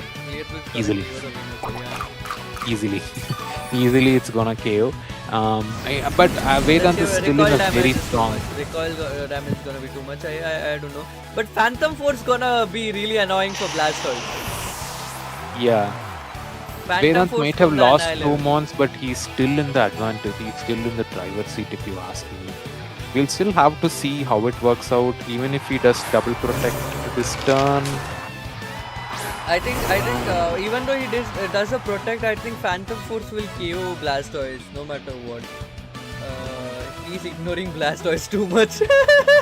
Vedant is ignoring Blastoise. He did ignore Blastoise too much, and it might bite him. So Blastoise is at +4 speed, right? It's like 3x faster than it normally is, and it outspeeds everything here. And Dark Pulse does hit hard at 3x special attack as well. So the best play that Vedant can do is having Rage Fist, not Phantom Force. Okay, this is a pretty different team. This Toxapex variant doesn't have Phantom Force. Oh, pretty interesting. Yeah, this variant doesn't have Phantom Force, and it goes for Garchomp. Garchomp getting pretty good damage over there, and I think Annihilate going for Rage. It's not going to go for Rage Fist. It's going to go for Close Combat. And now that the Incineroar is down, which pretty much turned out really nice for KO, because if we had got Incineroar later on, so Annihilate having this Rage Fist would have Divine Rage Fist would have done too much here. Protect still exists, Annihilate, and which is gonna kill the Blastoise if I'm not wrong. Next turn of burn. No, 2 more turns. Oh, it okay, 12%. So 6. It's gonna do a yeah. It's gonna 2 more 6. turns. So I think Annihilate has to have a double protect, but I think Sneasler is gonna do the Air Claw, and that would have done it. Dark Pulse. He needs double protect to win. I don't think double protect to win. Okay, it's a Poison Jab variant. I have a pretty good interesting question. Why people are running Poison Jab instead of going for a Dire Claw? I'll get there in a minute, but I cannot believe Vedant is in a losing position right now. He has to get a double protect. He gets a double protect! He gets a double protect! What? He gets a double protect! Oh my god! Vedant's RNG is working out really well to him, chat! Double protect coming in. Oh! What? Blastoise survives at 1 HP! Are you serious? What is happening, man? That is... I have no words on... He gets a triple protect! What is happening? He gets a triple protect! What are is the odds? happening? What are the odds for the triple protect, chat? What are the odds for the triple protect? Holy triple protect! Holy triple protect for the Vedant! Oh my god! Oh my god! That's Honestly, so I'm crazy. checking right now. I honestly am checking right now. What are the odds for triple protect? Poison jab, will it poison though? It didn't It's poison there. And Rage Fist coming in. 3.7. Clip that chat, we need to clip 3.7%. that, and oh my god, Vedant in that crucial moment. What is this? Sir, What is this? 3 will protect. Are you serious? 3.7. 3.7%. 3.7%. So 1 in 27 chance to get a triple protect, and he got it. It's not a Oh, crit. if this poison jab was a crit. Oh, it was a crit. Oh, it is a crit. Poison jab It was still a crit. Still survives it. Oh my god. Honestly, chat, Vedant dug out from the grave. Vedant was like, dude, if it is not today, it's never. I am going for a triple protect. He could have not gone for a protect as well, but he did go for a triple protect because he had no other options, and that worked out really great. And Cave is right now. Cave is like, dude, are you sitting near the god? What is this? Triple protect during a tournament is like, oh my god. It is a 1 in 27 chance. 1 in 27. It's 3.7%. Man, oh man. What even? What Wait, did there's we another just round? spectate? Yeah, there's another round. What did we even spectate? No, the game has already ended. Okay. Vedant Yeah, it's won the 2-0, game. right? It's 2-0. It's 2-0. Oh, one second. Let me see this. There's no battle log. What? Okay. Kev won the first round. Lost the first 0 round. battles of. Oh yeah. No, I think in Limitless it says 1-0 before we started. And Yeah. Cool. I mean, what was that, chat? What do you think? The triple protect was not expected, and oh my god, Vedant is in the sprint of win. Vedant is in the sprint of win. There's Clip it, another man, room. clip it. Crazy clip, guys. Crazy clip. I'm gonna go end the stream and I'm gonna screen record. You know what? Tomorrow it will be on the reels. So going back to the Protect. question you had about Dire Claw versus Poison Yeah. Jab, right? Yeah. So Dire Claw has a 30% chance to trigger any of the 3 statuses as Poison, Paralyze and Sleep. So that puts each of these at 10%. So why people are running Poison Jab right now is Poison Jab has a 30% chance of triggering. And if it does not trigger with Poison Jab, there's an other 30% chance of triggering with Poison Touch. Oh. So essentially, it puts it at 54% if I'm not wrong. So there's a 50% chance to poison. Yeah. Yes. And okay, It's a 50% chance with fake out. If you just fake out the opponent, there's a 50% chance of poisoning. That's a really strong move, if you ask me. Okay, now we'll go into this team. Hello, Muskan. What's up? Welcome to the stream. Thank you for joining in. And oh my god, that triple protect literally took my voice off. That triple protect. People are naming Vedant as RNG ant. That was so good. That was, I mean, dude, nobody could expect that happening. We were praying for will it be a double protect, but triple protect. Oh my god, we are still with that Annihilate, to be honest. That was one of the no, what? Okay, who failed? Who failed? Okay, Charizard failed to protect, and there goes the Charizard down. And this team is kind of mix of flavors, I feel. I mean, dude, we literally have a Swampert team here with the Pelipper, and there is again the rain controlled. I think RKPokemon would never get a rain here because that will give an advantage over there. And Loki going, which is not going to do much. Arcanine getting Arcanine is not a stamina, it's a stamina booster. What do you think about this pair up here, Real Mission? Okay, first of all, when I was looking at the weird teams that are there in the top cut, I did notice that the weird mons that are available, all the mons here are standard, but what even is this team? What is happening here? They are playing with only 1 Mega and Swampert, and Glimora is not it's not a Mega variant. It's a Focus Sash variant of Glimora. This is it's a very unique There is team. I don't there know is how no they ended up rain with. here. By the way, letting you know, it's Incineroar, Glimora, and it will make Swampert and Kingambit. There's no rain, I which think makes it very. they really wanted RX Pokemons to bring their Pelipper to take advantage Each of. of them wanted Pelipper to get in. Both of them didn't get the Pelipper. This is the hilarious fact here. Yeah, Both of them that is really wanted. funny. But then again, I think at this board position right now, Tenex is in a really strong position. Swampert is at full health. Although Archaludon has defense boost. So Yeah. that is also something that we should consider. Unless there's still a chance for Tenex to win if he gets a crit on either of the mons. Either what move does he have? He has high horsepower on Swampert. So either high horsepower crit or low kick from King Gambit to crit. So either of these should crit and it And will. both of them not doing a crit will do a defense boost there. Okay, defense boost going up, which is gonna be really bad. But the question is, Archelodon has no spot to do pretty good damage on both of them. Why is he choice locking to? He's boosting his special attack, by the way. He is boosting his special attack. He doesn't give a F about like these people are gonna do any damage over me. Loki going in, Loki taking it to 14% is his choice lock right now. I think the high horsepower gets the game here. High horsepower, but the stamina is at the 3 boost if I'm not wrong. So life That is a of madman game. That is a madman's game. Why did he even think of using Electroshot and locking himself there? Both the mons have super effect attacks into Archaludon, and that was a madman's game to go into Electroshot.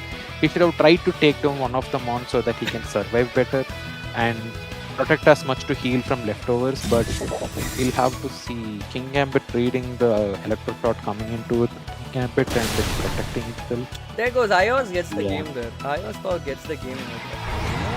Plus 3 defense boost does not matter. Was it a crit? No? No, It it's was just not a crit. normal. Yeah. That is the game. It's pretty And, tame compared to our previous game, but Look, yes. I like Tenex having that eyelashes on his character over there. Oh, I did Let not me notice that. let me see the battle log. Wait, Tenex won one, RK won one.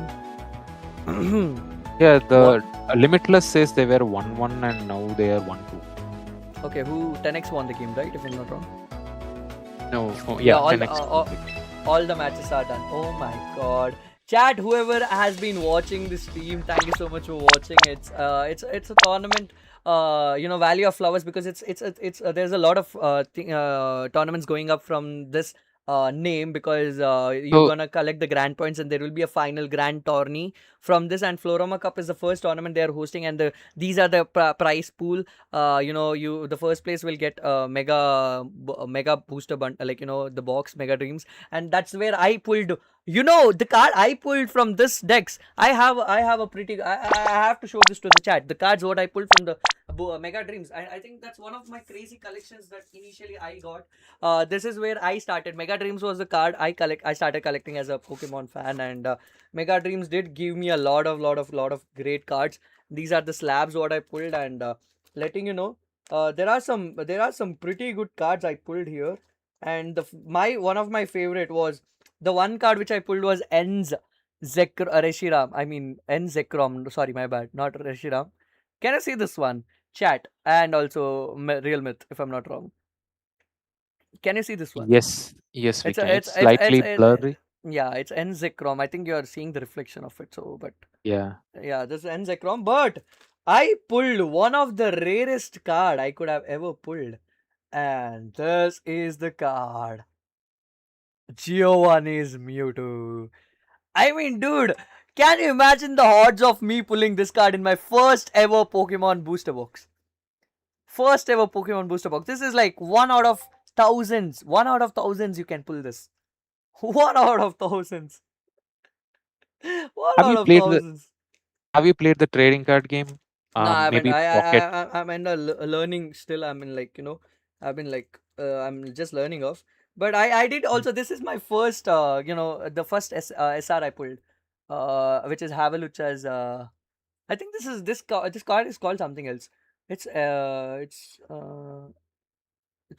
no, it's master. It's a master. Masters, something like that. But yeah, this booster box what I pulled, it has a guaranteed. So Japanese Dreams has a guaranteed. The Ascendance doesn't have it, and this is one of the AR I have. I like Obstagoon. I to be honest, what's your favorite character design like for the Pokemon designings? If you have seen, I kind of like the regional variant of Obstagoon. If I'm not wrong, what do you think about this character, I think Obstagoon? Obstagoon is really cool. I don't think it's really good competitively. It's got a Yeah. unique typing, but it's really cool. But it doesn't work out for some reason competitively. Maybe if there is any like uh, like we have regulation MA where random Pokemon came out. Like we have Aerodactyl, which is a premium Tailwind setter now. If something like that happened in the future and Obstagoon is usable, I try using Obstagoon. It's a really cool Pokemon. If I really like Obstagoon design wise. One second. Let me just check with the people because we got our top eight. We got our top eight. This is so good. Obstacle, my god. People are okay. There is a spam of Mega Lopunny here. Okay, there's one last round. We will get the top four today, and then we are going for the finals tomorrow. I am pretty much excited who's gonna win. And these people are providing also shiny Metagross for the top five people who have been in the previous all three rounds. So that's kind of a good, pretty good deal. And getting Mega Deluxe. Mega Dreams is something like I started my journey with as a Pokemon card collector. And have you ever collected Realme? Do you have Pokemon cards by any chance? No, not physical ones. I did try the TCG live app and I tried Pocket also for some time. So I have collected some there, but I don't have any in person, live IRL Pokemon cards. So yeah.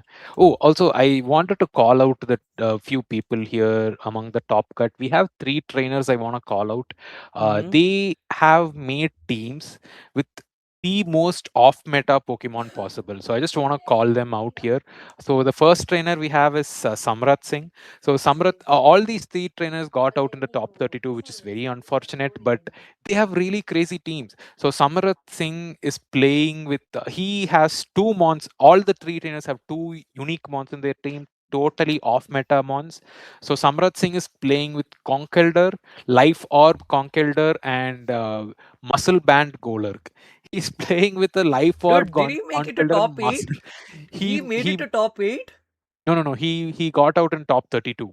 I was really looking forward to Oh, these three teams, but they missed out in top. All three teams missed out in top 32. I was hoping to uh, stream one of them, sadly, but yeah, he was playing with the life for Conkeldurr and Golurk, Muscle Band Golurk, which is what even are they doing here? Muscleband Golurk. I didn't get the whole point of Muscleband Golurk. Was it a motivational supporter to the team?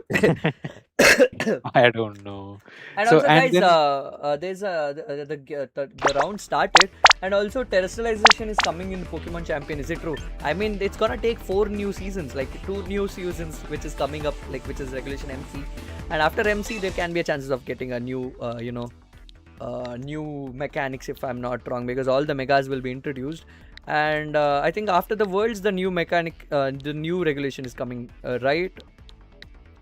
They haven't introduced a I lot of mean, new megas, so the new megas are yet to be released, and so they haven't got the primal Kyogre and stuff as well. The legendary. This would be a really good spot to introduce legendaries after the next mega. I mean after the next this thing regulation. I The think they're just gonna launch the remaining megas now, and after the megas and the next World Championship, I don't think is gonna be held in the mega format. I think. Yeah, I yeah, think you it's also gonna be on mentioned the same terrestrialization. thing. It's gonna be on the No. terrestrialization and mega.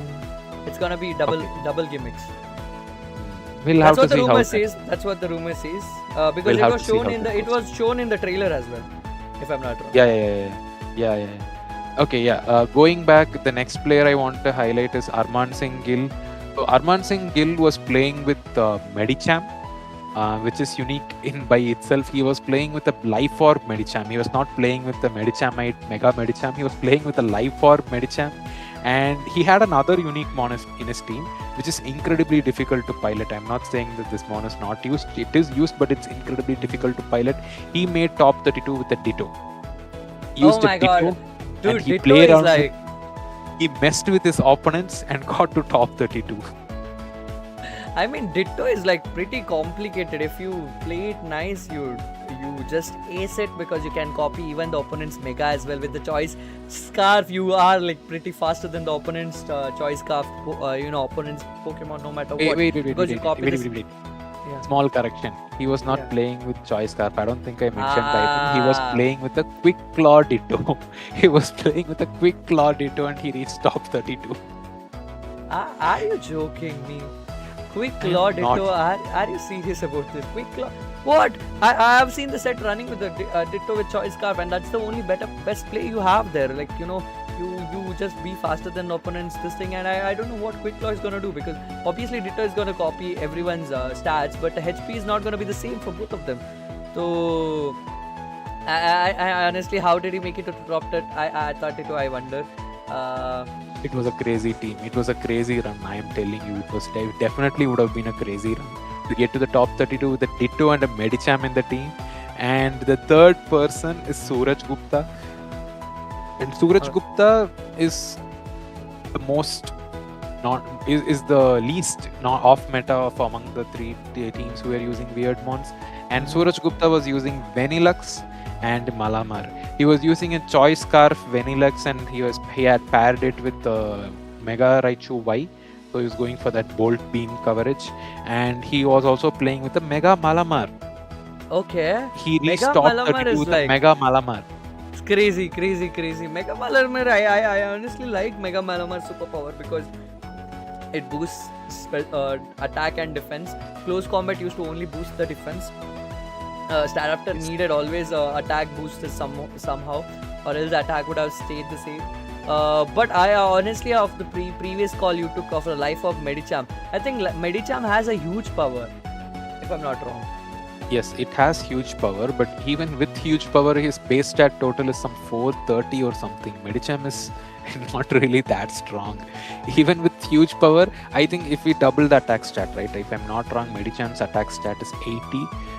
If 430 plus 80, it reaches 510, which is still lower than most of the mons that are available. If you take the starters there, the stat total goes to 520, 530. It was still a crazy run to go with the Medicham to top 32. And it's not even Mega Medicham, right? That's even more. How did he even do this without a Mega Medicham? He was using a base Medicham with huge power and life orb. It's pretty interesting. I mean, people have been playing with some off meta and they come around that. Like, we as we had seen in the like everyone are on break, so we'll get back to our this thing. Everyone, we had never expected a Charizard not getting used in Victory Road, and Staraptor and Delphox team making a lead over there. And also, I wanted to know Realmit's opinion. Which weather do you think dominates the meta? I mean, it's kind of obvious at this point that it is Sun. But I personally prefer. Yeah, no, I don't know. I actually like all the weather outside of sun. I like for some reason. I like playing with rain. I played with Archaludon rain. I played with the Cybertron team when it first came out. I played with that team. I Mm-hmm. played with Alolan Ninetales and Snow. I like playing that as well. I'm running with the Mega Frostlass team, and I love Tyranitar. I know, especially during the terrestrialization tournament, Scarlet and Violet. I used to love playing with Tyranitar and Excadrill. That was really I really had my fun. For some reason, I'm not really that into sun teams for whatever reason. I've played This all is other same weathers. question. Same question goes to chat as well. Like people are spamming like sun, rain, and I would love to know. There are like we have 40 to 45 audience concurrently watching this, so would love to know what do you think which weather is actually dominating. I think we forgot Froslas ever existed, guys. We forgot Froslas ever existed. I mean, in the regulation MA, Froslas was kind of dominating. I don't think Frostlass is anywhere in the top. Oh, we had one team with Frostlass. Where are they right now? Oh, that team is not here. They lost in. Nope, And they lost in top 32 as well. and also Titar, like Yeah. Tyranitar has a pretty good, like, it gives the special defense boost, even the, like, I don't think sun and the rains are the only weather which doesn't boost your defenses for any mons. I Yes, think, Sun and Rain does not boost defenses, but it boosts your damage yeah, but and whereas, kind of whereas, removes damage as well. yeah, whereas the opposite goes towards the weather on snow and, this thing. Sand.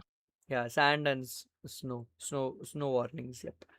But I think there were like how 90 this thing Articuno was kind of used. I think I haven't seen Mm. people running snow. Yeah, there was no. Obviously, there is no like missing out in the snow. I think there's no. There was an item which called Snowscape, if I'm not wrong, or s- I forgot the item name, to be honest. I think that used to What does it always do? give. It used to avoid, like, people cannot hit it when it's in the Oh, it's Bright Powder and Snow Cloak Snow combination. Cloak. Yeah, Snow Cloak. Yep. Ability. Yeah, yeah. Snow Ability Cloak is Snow ability. Cloak. I think Articuno had the Snow Cloak, if I'm not wrong, and Mm. it used to do a lot there. And Froslash Scovileon is still good with Lycanroc. I mean, I have seen that. Like, I've seen that getting used a lot. I They think that placed in the top 4 recently. I think in the Victory Road tournament or the Venezuela tournament, they placed in the top 4 or top 8, if I'm not wrong. uh, I mean, Frostlass is still meta. We'll have to see how. The it was problem with banned in the top Frostlass is 30. It that. was banned in the top 30. The Yeah, one I was in. yeah. The problem with Frostlass is that the most dominating Pokemon right now is Charizard, and it kind of matches up poorly into Charizard, and that's only reason Frostlass is not great right now. And I think Froslass is faster than Charizard, so the weather gets It is set up. faster. Yeah, the Yes, weather gets yes. sets up immediately. I think when it comes to weather setting mons, Titar is the only mega which is the slowest, and it will go like the last. So you can't dominate against it as a weather. Yeah, weather setting megas, right? Yeah. And I think Titar had a good run when Wolfie used it with the Dragon Dance, if you remember that. Yeah, think, honestly, I did not like Wolfie's Titar, that specific set, because the thing with weather is that you need to switch it out every now and then. Otherwise, if the weather gets reset, it gets useless, and that was Wolfie's disadvantage as well. If you use Dragon Dance Titar, if you set up Dragon Dance, you can't switch out. So once you are set up, you cannot switch out, and that is kind of where Wolfie lost, even if I'm not wrong. Although Arthal played incredibly well in that tournament, he played out of his mind. He did not lose a single mon in 2 games. He did not lose a single mon in 2 games. He dominated with the 2 back-to-back win sets, and I think Yeah. it was a really poor matchup for Wolfie at that finals, to be honest, if you consider that. Even though Sand would have given advantage to opposite, like, Charizard was very weak against those Sand teams, but Steelix, Wide Guard, it was all about reading, like, that Solar Beam read on Titar switch was so good on Arcel Puri. I think he actually really played nice, and the run was really good for Arcel, to be honest, if you're asking me. Yeah, he did have a really good run. Speaking of the Frostless teams, in NAIC, Arcel was using Frostless team. I did go and check what teams each person was using. Arcel moved out of the Charizard Venusaur team, and he moved into he was using the Frostless team. That team had a crazy run in regulation MA as well, and I think Michael Derbesti was telling in his ranking of the megas that Frostless should really be higher, is really strong, and it should be higher up, but it is not because of people playing with the new toys. The new megas released from Mega MB regulation. But yeah, we'll have to see how it goes. I mean, I think there will be. I think there will be a lot of people using in Worlds, to be honest. Even though they qualified from the NAIC or any tournament wins or anything. I think what is the number of people allowed to participate in the Masters? I mean, Worlds, if I'm not wrong. It depends, right? Like, I think they have 80 a limit or 90, 80 or I think 80 it is, if I'm not wrong. For each region. NA has 80, Europe has 80, Latin America has a little lesser, 55 or something, and then Oceania, Australia has some 20 or something, 20 or 30 or something, and we have the Middle East and South Africa at 5. They have 5 entries. How it goes for the Japanese and Asian circuit? The Asian circuit is different because you have to get to top 16 or top 32 or top 64 or something like that in their local tournament. Those top 64s will be allowed.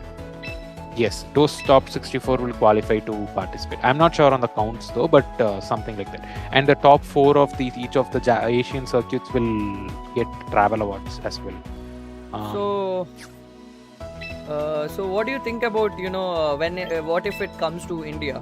How will this thing top cuts will be there? It's gonna be 1 or it's gonna be 8 or it's gonna be 16 or it's gonna be 32?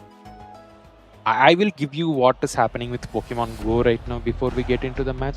So Pokemon Go we had in 2025. I participated in 2025 and 2026 qualifiers for Go because VTC was not available. So 2025 we had like 4 qualifiers, 8 qualifiers if I'm not wrong. And because DLC Boy won in 2024-25, they made it 16 something with top 4 getting travel awards. So maybe if we do perform well, they will increase the limit for us as well. But yeah, we'll have to see when it comes as well. We'll have to see. And we never know what might be happening. Yeah. Right now we're in the game, and what do you think about this team? Are we seeing the same? I think this is Big 6 versus. Which variant is this? This is Eric Rios. Wait, this is Paid 6 versus Eric Rios. Free 6. Big 6 versus Free 6, yeah. Wait, why did he set up the tail? Trick Room's gonna come up now. Is it Trick Room's coming up now? Did he go for a good call? Trick Room's coming. Oh no, wait, what? Okay. That did a lot. Perigiraf is like a Nokia of Indian phones, right? Perigiraf, like, it doesn't get KO'd. And the Trick Room call was really nice from Yugch, if I'm not wrong. I am so sorry if I'm pronouncing wrong. And there is JustSomeone. Really, really interesting names here. But wait, is it Sylveon faster here? Is Sylveon faster in the Trick Room than King Gambit? Oh my god, it's a pretty confusing. I think it depends on how they train. Sylveon getting the switch and King Gambit comes in. Okay. Iron Head, which was a good read, and I think he's gonna KO the Perigiraf here immediately. Basculegion is in a Thunderbolt connecting on the Basculegion. Will it KO though? It's not. Even the Perigiraf has pretty good special attack, honestly. If you remember the run, Wave Crash will. Oh my god, Wave Crash will KO the Basculegion there. And if you remember, Hyper Voice Throat Chop was a run on Perigiraf once upon a time. Throat Spray, yeah. Yeah, throat spray. So right here, what is happening is that the King Gambit on Yugch's side is 4 attack Choppleberry. It does not carry Protect, and the King Gambit on JustSomeone's side is a Focus Sash variant, which is pretty unfortunate now that Focus Sash has been broken. But at least Basculegion is gone now, and that's a lot of pressure gone from JustSomeone's side. Basculegion is no longer a threat. Now we have Floet and King Gambit on the board, and I think Yugch is, with the current board state, Yugch has the advantage. But JustSomeone has the priority speed order right now. So the Perigiraf is gonna move first, probably, depending on the training. So the Perigiraf and the King Gambit might move first. We'll have to see how it goes. So now I think Floet is gonna go for Protect because Iron Head is a threat for Floet. But will he read this? Is it gonna go for Iron Head? I Kautakli, what? He didn't protect, by the way. He didn't protect his Floet. He read he's not gonna go for Iron Head. He read he's not gonna go for Iron Head. King Gambit getting KO'd. Is it gonna be it's gonna be Dazzling Gleam, obviously. He won't go for an Hyper Beam because who would he not Hyper Beam? I mean, what the hell? I'm so used to Sylveon. So yeah, we see so many Sylveons in this stream so far. It KOs. It's a double KO. Both the mons are out now. Yugch is at such an advantage right now, despite the Trick Room being set up by JustSomeone. Trick Room's setter is gone, and now Sylveon's gonna come in. Sylveon's getting an advantage of the Fairy Aura over there. And who's the fourth one? It's Charizard, it's not Garchomp. Having the threat of Floet there, which is pretty annoying. Now that Hyper Beam's gonna definitely go for King Gambit, if I'm not wrong. And yeah, also, it's not a Aerodactyl as well on JustSomeone's side. So these teams, if they are playing against the Charizard teams, they generally prefer to bring out the Aerodactyl to gain the advantage. But Yugch has gone with bringing the Floet as his Mega, and JustSomeone has kind of read that as well and gone for Charizard as his Mega instead of Aerodactyl. Whimsicott coming in. Don't you think there's a threat for Heat Wave? I think it's Heat Wave, but yeah, Charizard's gonna be. Is Charizard faster than the Mega Floet? That's a pretty good interesting question to be Charizard is slower. These Charizards generally run, as I mentioned, 125 speed, and Floets generally run timid max speed, which goes to 169. That might KO. It didn't KO. Is it gonna be a light of ruin from the Floet though on Charizard? If it is, that's a crazy call. No, it's a Moonblast. Oh my god. Do we get a special attack drop? I don't think it matters at this point. Do we know? Okay, I think the Trick Room's gonna go now. Oh yeah, one turn, so they're gonna protect both. Whimsicott having a protect. An EV double protect. Whimsicott has a protect. I don't know. This variant has a protect on Whimsicott. It does. It has an encore as well. So he can't even. Opponent can't even go for a protect to stall out. No, I think Whimsicott has to go for protect right now. If Whimsicott tries to be cheeky and go for no, he has to protect. I think they are going for a protect. And now Sylveon is locked for protective. Because Floet is no matter what faster than. No! Why would you? Shit! Go for a tailwind. Now it's. I think Whimsicott tried to be cheeky, and that didn't turned out to be. I mean, the pressure is still on Yugch's side actually because of the Charizard here. One Heat Wave is gonna KO both King Gambit and Floet. Yeah.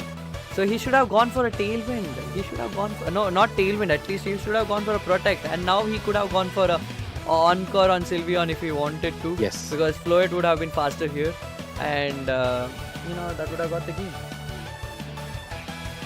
I think Charizard is gonna protect here. Yeah, but he got a double protect on Sylveon. Yes, but why would you go risk of not going for a protect? Because Charizard is faster than your Whimsicott as well. So you should you should have safely played that double protect on both of them. Oh, he does not protect Charizard. It goes the crit!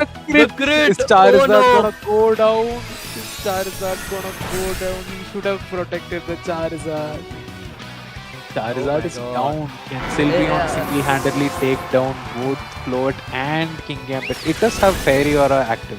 Oh no! Hyper Voice crit on King Gambit gets the game. Oh my god!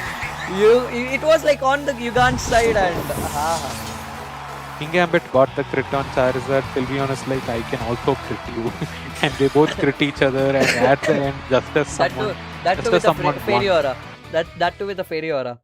Oh yeah, if Fairy Aura is active, I think it gives 1/3 more damage, and that means Moonblast goes from 95 power into 127, which is almost as big as actually no. Hyper Voice, no. No. It goes into 90. Because of the split between the two ones, because of spread damage, it becomes 90. But I guess that doesn't matter. It's still good enough to take out King Gambit and Floet with the critical hit. I mean, I honestly think the double protect would have worked out very well for this thing, because the next round he could have encored Sylveon, which would have locked Sylveon to to protect protect. And that's the whole point. Like how did you lose the game? Sylveon was the reason why you lost the game. So double protect would have been a safer call, because the tail would have gone, and Whimsicott could do anything at that point, because the double protect coming in would have been advantageous for him. So if Sylveon went for an attack and Whimsicott died because of Heat Wave in that turn, because Whimsicott did Encore and get the double protect from Sylveon. If Whimsicott dies the same turn it Encores, the Encore's effect gets cancelled as well. I think we saw the same interaction in PCAL season 1 in the semi-finals or finals. if I'm not wrong. Somebody was like, I encored it, but it didn't work on the next round. Like, how does that work? It was our finalist, Light, who Light, was Light had Light. that problem. Yeah. I think encoring with Whimsicott was a really terrible move there, and he should have protected no matter what. But yeah, best case he could have at least gone for a Tailwind, and that would mean that King Gambit is faster than Charizard. But yeah, we'll have to see how it goes now. It's pretty like, that's kind of like a mechanic which people kind of not aware of, if I'm not wrong, because there are a lot of insights like we had to dig out when Light had asked this question, like how did that happen, like my Grimmsnarl did on Sableye. Sableye, sorry, not Grimmsnarl. Dude, imagine if Grimmsnarl had learned Encore. I swear to God, would have been one of the broken. I mean, they took three prankster mons and they split the attacks between three. Whimsicott does not get fake out, the other two gets. Sableye gets Encore along with Whimsicott, and Grimmsnarl does not get. So they just split the attacks evenly.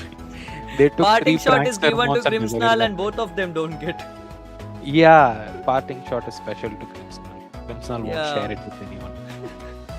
I think if I'm not wrong, there is no Tailwind setter prankster mon excluding Whimsicott. If not, there is a Eviolite Murkrow.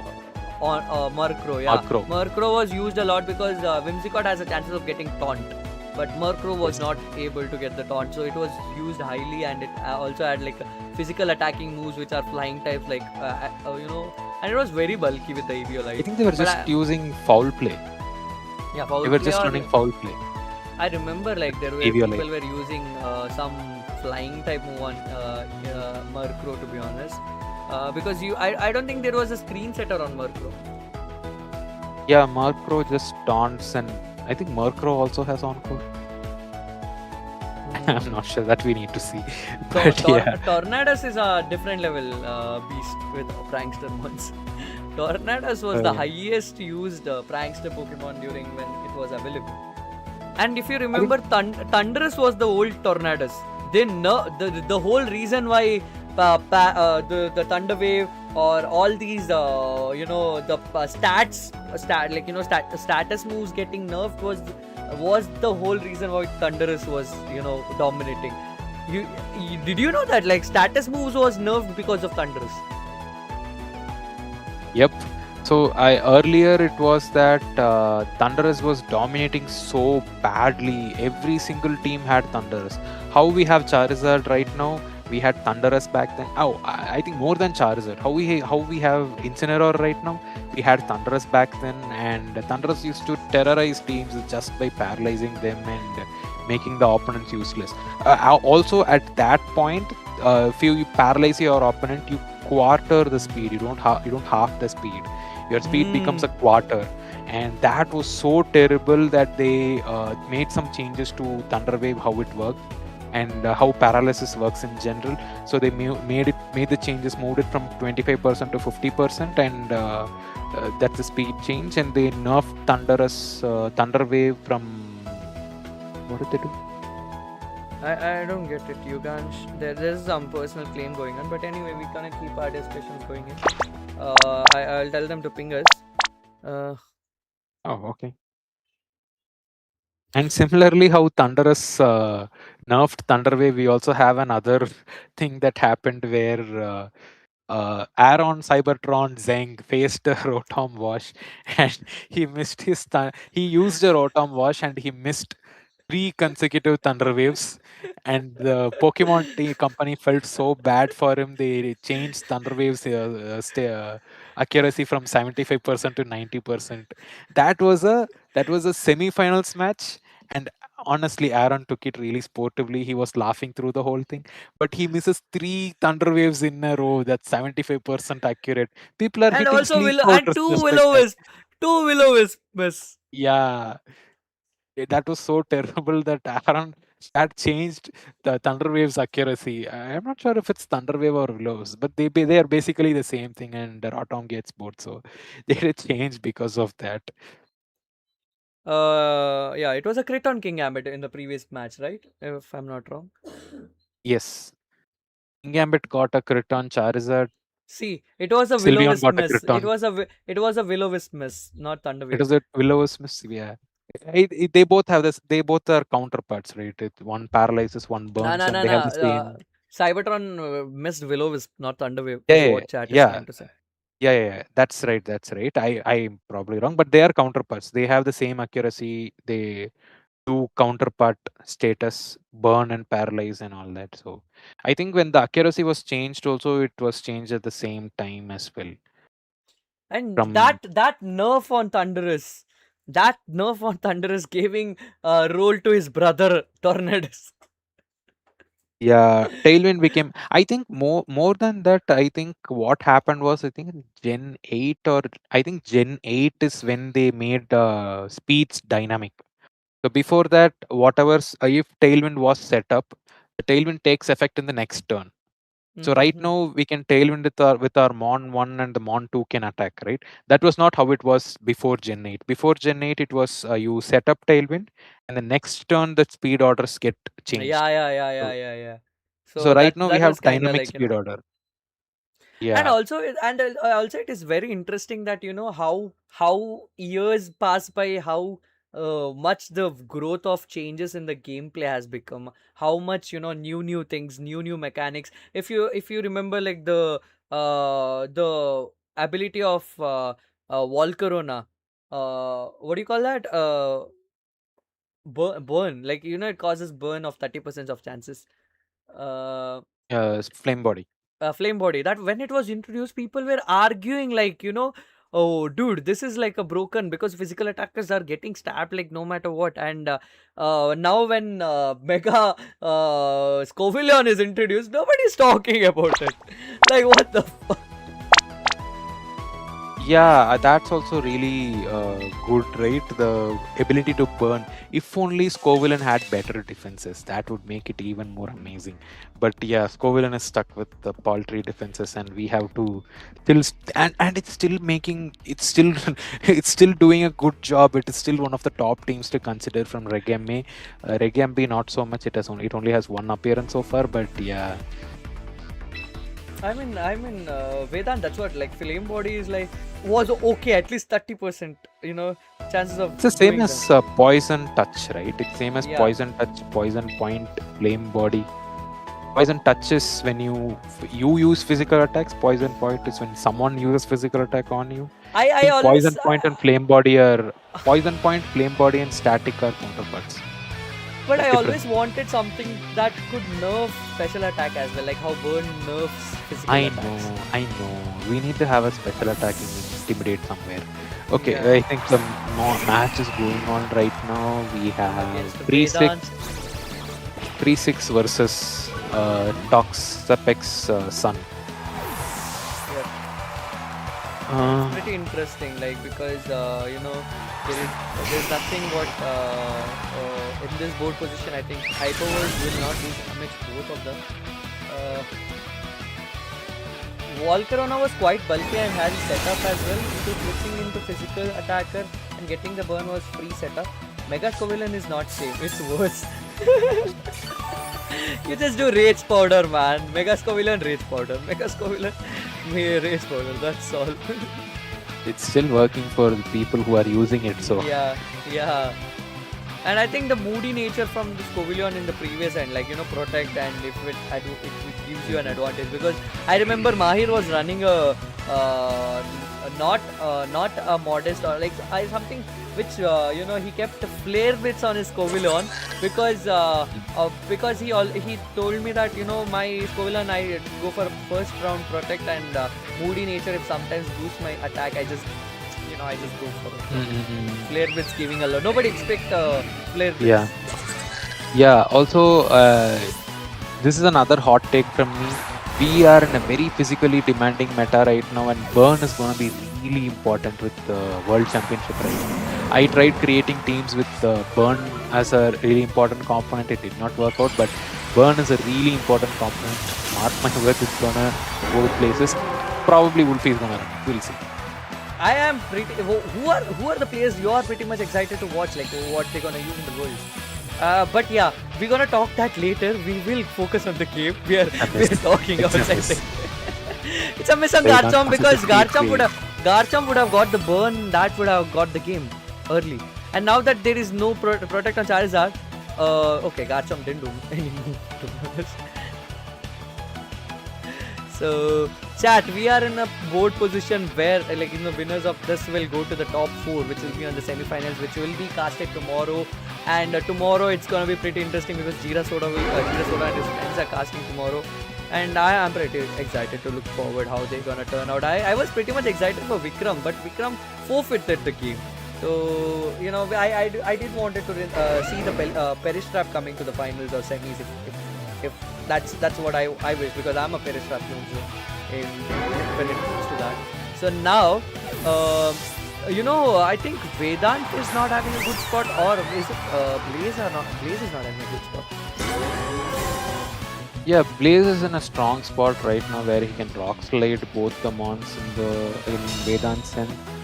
He is rock sliding. Charizard would be knocked out if the rock slide does connect, but he protects the Charizard and saves it. Will it be a flinch? Will it be a flinch? Yeah, it's a flinch. Oh, it's a freaking flinch. It's rock slide meta game, baby. Madre. That flinch always pisses you off. It's a rock slide meta game. I mean, Reg MA was. Hopefully not Reg MB, but it doesn't seem that way. So. I'm kinda like, I'm guessing like what can be a good spot for Vedant to have here. So just letting the chat know as well that right now Vedant is in 1-0 lead over Blaze, and if Vedant wins this match, Blaze is out of the tournament. But current board position feels like Blaze is in a stronger state right now than when compared to Vedant. Also as an Aerodactyl. Oh my god, this is gonna be a rock slide, if I'm not wrong, rock slide spam. Wait. He predicts the Toxapex switching. Is that not enough? I mean, what dude, is this Toxapex is a bulky mon. Weather ball going in, oh my god. It's not gonna do much. Oh my god, it did too much. Is it a crit? Yeah, it is a crit. It is a crit. Oh my god. Crit, baby. Crit is like this meta is currently RNG and crit. I mean RNG and crit not. It's a flinch and a crit meta at this point. Yeah, sadly. But right now we have Drake and Blazes. Both mons have the speed advantage right now. They can both go for rock slide, or maybe they still have to be wary of Toxapex using Wide Guard. Wide Guard, yeah. So one of the mon is gonna go for rock slide, and the other is gonna go for a different move, which we will have to wait and see. Charizard getting a switch out, and Incineroar coming in, which is gonna drop both of their attacks. There's a fake out pressure activated, and will it? There's no protect coming in. This Toxapex go for protect. I don't see any protect coming in. So, no, it's after. And I think Intimidate doesn't matter on the Aerodactyl because it is ability. Oh my god, the tailwind. He did not go for Wide Guard. Guard. Did he call it? Oh no. If he had Earthquake, Toxapex is gone right now. But at this moment, who's Toxapex infestation? Interesting. Yeah, let's go. But dude, oh my god, Drake is at the infestation. But I think it's not gonna do. Infestation is a pretty good actually instead of toxic there, because infestation is going to do a lot of damage, this thing. And now fake out on oh my god, fake out on Garchomp is what I'm thinking of, because it's not going to do earthquake, and I can go for a toxic on Garchomp. And if he protects Garchomp and Aero is gone for. Toxapex getting switched out. Is it gonna be oh my god. Dude, Vedant is playing so many switches there. Why did he Tailwind Advant. Why did he leave Aerodactyl God. in 1? I mean, what else option? Curious. Infestation was there. Yeah, if he had waited one turn, Aerodactyl would have been gone down. But now he can switch Aerodactyl out. Yeah, right? Yeah, right? Oh my god. Why would you switch it out? Now Tailwind advantage. Ice Fang. Does Ice Fang exist on the Blaze? Yeah, Blaze Aerodactyl learns Ice Fang. Yes. Oh, I think Blaze was Vedant was expecting a dual wing beat on his Toxapex slot, and that's why he switched into Garchomp. And now Garchomp getting switched out to Charizard. I think will it be a Rock Slide? It will be a Rock Slide from Aerodactyl. It will be a Rock Slide from the Aerodactyl. Blaze has not switched out. He is going for it. Vedant is playing a very dangerous game right now. Ice Fang! It's not a Rock Slide. He saw that coming, and will it be a? Oh, it's a Rock Slide. Oh no! No, it's an Earthquake. Sorry, my bad. Earthquake. Oh no, that animation of doing the way hands like this also triggers of Rock Slide. So I kind of got confused. Toxapex Regenerator helps it survive now. It should have. I think it's doing around 40 damage, and yeah, it should have gone down if it had not switched out and gotten Regenerator boost. It's a very tricky position right now, and the funny fact is how good the Aerodactyl is staying in 1 HP. Yes, but I don't think for long. He's switching Charizard out. Getting the Incineroar to drop the attack, baby. Both of them are in the, Oh my god, Wide Guard was not Wide Guard was not the call. Wide Guard was not the call. Incineroar. That's not a crit. It's not a crit. It's a -2 attack. Will it be an Earthquake? Oh my god! Oh my god, Toxapex goes down. No, it does not. It got an Intimidate. Oh my god.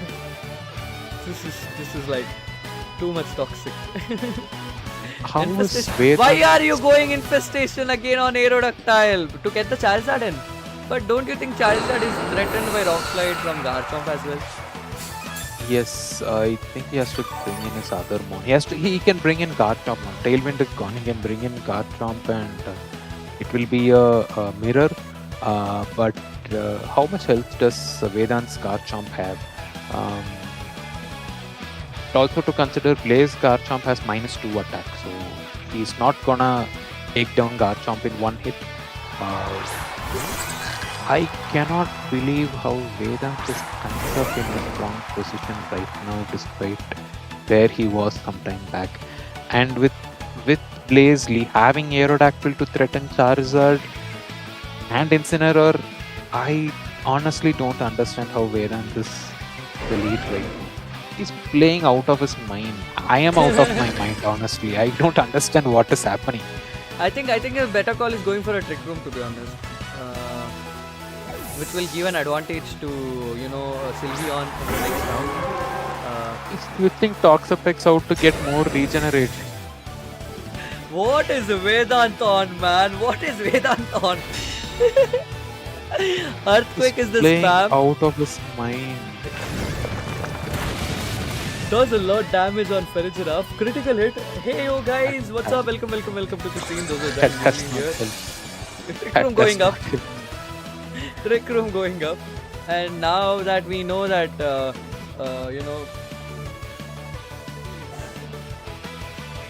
So now the Trick Room is up. Charizard is the second fastest mon after Ferrigiraf, and I think it's gonna be a Thunderbolt. it is going to be a Thunderbolt on Charizard. We'll have to see if there's a miracle that Blaze can pull off. Maybe he can switch in Sylveon, but that's very predictable. Do you still go for it? You just protected with your Garchomp. You are at -2. I think going to Sylveon is your best bet. But what is Blaze actually? What is Vedant gonna do? Is he gonna change something? Why did he go for a Psychic? He predicted a Charizard switch out. He predicted Protect, I guess. Yeah, that also makes sense. Yeah, And now Protect on Sylveon Charizard. gets in easily. Now Sylveon comes in easily. Earthquake will KO the Ferrigiraf as well. Sylveon is gonna be the lone one standing. Will it Vedant work out? is Will it work on the favor? Because the trick room has been set up now. Vedant is playing out of his mind. Like, what is even happening? This is second game we are casting Vedant and he's playing out of his mind, man. This is the third game, if I'm not wrong. This third game we are casting Vedant? Yeah. Because the games are getting over and Vedant is the guy we are getting to stream Okay. with. Okay. This is a pretty quick match also, if you ask me. He's already in 1-0 and he's probably gonna get 2-0 here. Will be honest, the fastest mon here, but I don't think he can take down Charizard with one hit. Garchomp, yes, sure, but even if he does take out Charizard with one hit, there is still a Toxapex sitting in the back. How I think the Vedant literally went with a pretty good call. Weather ball going in, obviously. Which is not gonna KO PewDiePie though, but Toxapex coming in. Toxapex gonna be like, hello. I think now there is a pretty good chances for Sylveon though, because there's no weather ball. But heat wave is it in a heat wave way? But now the trick room is active. He can go for a hyper beam, which will KO the Toxapex. Will it? No, it won't. It won't. When I last checked for my calc, right, the Light of Ruin thing, it was around 44 to 52%. Buddy still went for a painful wound care and a protect, stalling the trick room there. It's better safe than sorry, right? He's still gaining more HP. His Charizard's pretty useless there. It can only do Heat Wave and that's not boosted, Sun boosted Heat Wave. So it's an easy toxic infestation stall for Toxapex on Sylveon. I mean, this is pretty. I mean, it's going pretty interesting here, because I think Vedant has won this easily. Heat Wave, Wide Guard, he has a pretty good opening over there. He can go for a. But I think Hyper Voice will not give Toxapex no matter what. It's not. Toxic coming in. I think the game is already gone to Vedant. 6, 12, 18. 36 HP at the end of 3 turns. I think it's done. Yeah, I think it's gonna be Heat Wave. This does not help either. Yeah, done. There's no need for toxic. Now that's the game, and Vedant takes a very comfortable 2-0 lead here. It's not that Blaze did not play well. Blaze played really well, but Vedant just overpowered him. He outplayed him at every level possible. I honestly, all that switching, I did not really understand what was happening, but Vedant did. He knew what he was doing. He knew what his position needed to be, and all that he won with against Free 6 with Aerodactyl. So Aerodactyl is really strong into the Charizard teams, and he won with against that team. We have Vedant Garg in our chat, and he's worried about his name. People are so confused, like, why are you in the chat? Why are you in the chat? People are like, aren't you playing? And he's like, dude, I'm not the one. Why am I getting up this? Different Vedant. I think we have 2 Vedants in the. We have 2 Devs we have 2 to 3 Vedants in the server, not in the competition yet. In the server itself, we have 2 to 3. So I think there's another tournament going on, so we'll just join in over there immediately. Vedant is hyper aggressive with his switches. I played with him in the tourney. Yeah, Vedant. Have you noticed the pattern of Vedant's? By the way, Real Myth. I did notice that he is playing hyper aggressive, right? But then again, he is making some turns. He's playing as expected. He's not going for the aggressive switches or defensive play. He's just going for the expected play. He's switching it up. He's playing one turn he's playing aggressive, one turn he's playing neutral, one turn he's playing aggressive. He's just switching it up so nicely that I honestly cannot notice a pattern. He's just playing out of his mind here. I think Vedant was also the player who won my Supernovas League. I had the one I had hosted before. The winner, he ran like completely off meta. Like I think Dragonite was not trending during that occasion, and he ran a Dragonite with Heat Wave. Which was it was a rain team in his team, and it also had a Heat Wave on Dragonite. Damn. Okay. That was pretty interesting for me. Like having it was like Charizard having the weather ball. in the rain team. Mm-mm. Similar to that, and Vedant was using that, and that was like out of nowhere, and he won back to back. Like he was ruling that tournament as well. Like how he's ruling currently with it was a 10 win or a 9 win. It is a 10 win if I'm not wrong. Because This is 11. It's 11. He's 11-0. It's a He's 11-0 right now. Oh my God, Vedant is having a journey right now. He's having one of the greatest journey of this tournament. 11-0 is crazy, guys. 11-0 is crazy. Incredibly crazy. Sylveon and Fergiraf, okay. And this is the same game where JustSomeone had won the game one set, and there was a miscommunication, and we had to get back to the game 2 right now. So game 2, okay. What do you think about this opening, Realme? It's complicated. We have both Whimsicott and Fergiraf. So who's gonna set up Whimsicott switches as expected, and Kingambit does come in. As I think this is the same way it played out the last turn as well. If Sylveon does not push down, it gets KO'd. He reads that. Was it a crit? Was it a crit? Was it a crit? It was not a crit, I guess. I don't it was think not it's a crit. It was not a crit. It was not a crit. Yeah. Oh my God. Yugch had a problem with Sylveon in the previous round. I think he prioritized KO in this immediately. Okay, I think right now Kingambit is the slowest mon here. Generally Kingambit has a base speed of 70, Fergiraf has 80.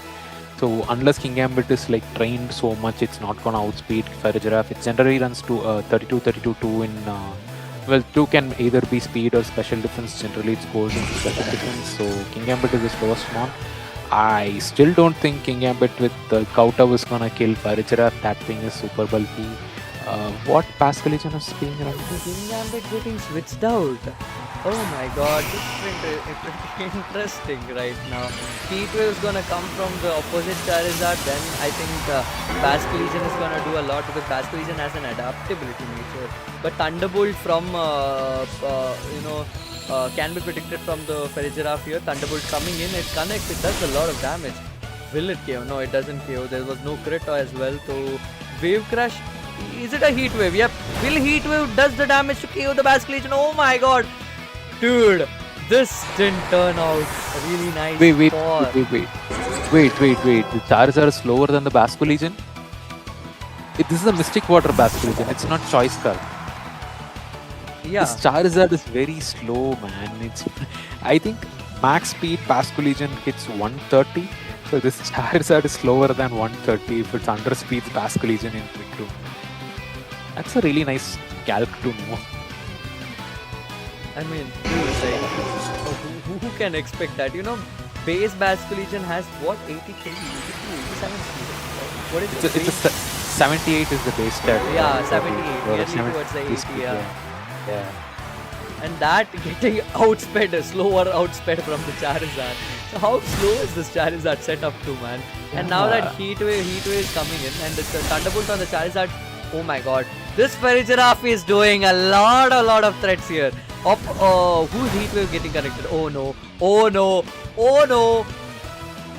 Yeah, Yugch is over predicting here, and just as someone is saying that, nope, I'm just gonna play as direct as possible, and he's getting all the KOs. He only has Whimsicott left, and that is done. Just as someone gets too old now, and he goes into the semi-finals tomorrow. So right now we have our top 4. I think we are done with all the games. Yeah, we have our top 4. Oh yeah, someone is she. Navia is a she. It's a girl. Sorry for that, guys. We as a casters we get some confused because even it's not, the name is not even saying like it's a girl. So character only is the thing we can't judge around, and the guys do use female characters if I'm not wrong. So W's to Navia, she did really play nice, and it was a 2-0, and we are done with today's round, and we can just shout out to all the players who did like really great in this whole tournament. Like, top 32 players were all acing, and what do you think about this whole top 32 board? We got till the top 4 right now, Real Myth. What do you want to say about this? Yes, we have top four right now, and Charizard is back, baby. We have Charizard everywhere. The top four has three Charizards. Two of the Charizard teams that are in the top four are the Eric Rios version. Oh wait, no, only one is the Eric Rios version, and the other one is the modified Eric Rios version with Incineroar in place of Mm-hmm. Farigiraf. Mm-hmm. And the third team is obviously Vedant's team that we saw. He's having an amazing run here, incredible run 11-0. Yep. That's the third Charizard team, and the fourth team, that is the team that you should look forward to the most, because that team is running a totally off meta mono mega team. It is running a rain team with only mega swampert, and the remaining team is all and then the other members are along with the rain core of Pelipper and Swampert. The other members are King Gambit, Incineroar, Glimora, and Parigiraf. What, he's not even running Archelodon in the team when he's having a rain No, advantage. I no, mean, no, dude, no, no. what is that guy running? Oh my god, that's crazy. So This is the top the most top craziest team to watch out for you guys tomorrow. Oh, I'm crazily interested. Looking forward to watch tomorrow's top four, which will be Vedant versus Navia, the game what we just see right now. We have seen both of their games, and they're both of them facing in like tomorrow's semifinals, and that then it will be Aden Q versus Sarthak, if I'm not wrong, Sarthak Khamkar, and Sarthak is there in the chat as well. Congratulations and shout out to all the top four over there, and you guys had a crazy run, guys. What team is the best for the world according to you guys? Okay, we'll start with Real Myth, then I will give my opinion on what team I think will be really great in the current meta, because I think the meta is gonna change no matter what. I mean, the team's gonna change no matter what. But according to the whatever the trending teams are, what do you think is gonna be really good here, Real Myth? Yeah, I think Vedant's team is really good. The Toxapex version with Charizard and Garchomp Annihilate, and Venusaur. Yeah, Annihilate as Annihilate, well. I think that's really good as well. Um, dude. The game was Annihilate getting the Triple Protect. That was the game. That was the game. That is kind of equivalent to Zephyr getting reading my baneful bunker and draining kissing his sneasel. That's that level. It's a reelable. It's a Yeah, reelable yeah, moment. yeah. It's a clipping moment. It's a clipping moment. Saksham, this tournament's gonna end. This tournament has already done. You can still register on. I should not give a shout out to my tournament and someone else's tournament, but these people are very sweet. Like, I can actually pin. You can definitely register for PCIL. There's another tournament which is happening on the August. August 3rd, which is gonna be like 2 days apart from here, and I'll be casting there. There are chances of Real Myth participating. He's still confused, I mean, I will but participate, but I don't think I can focus fully.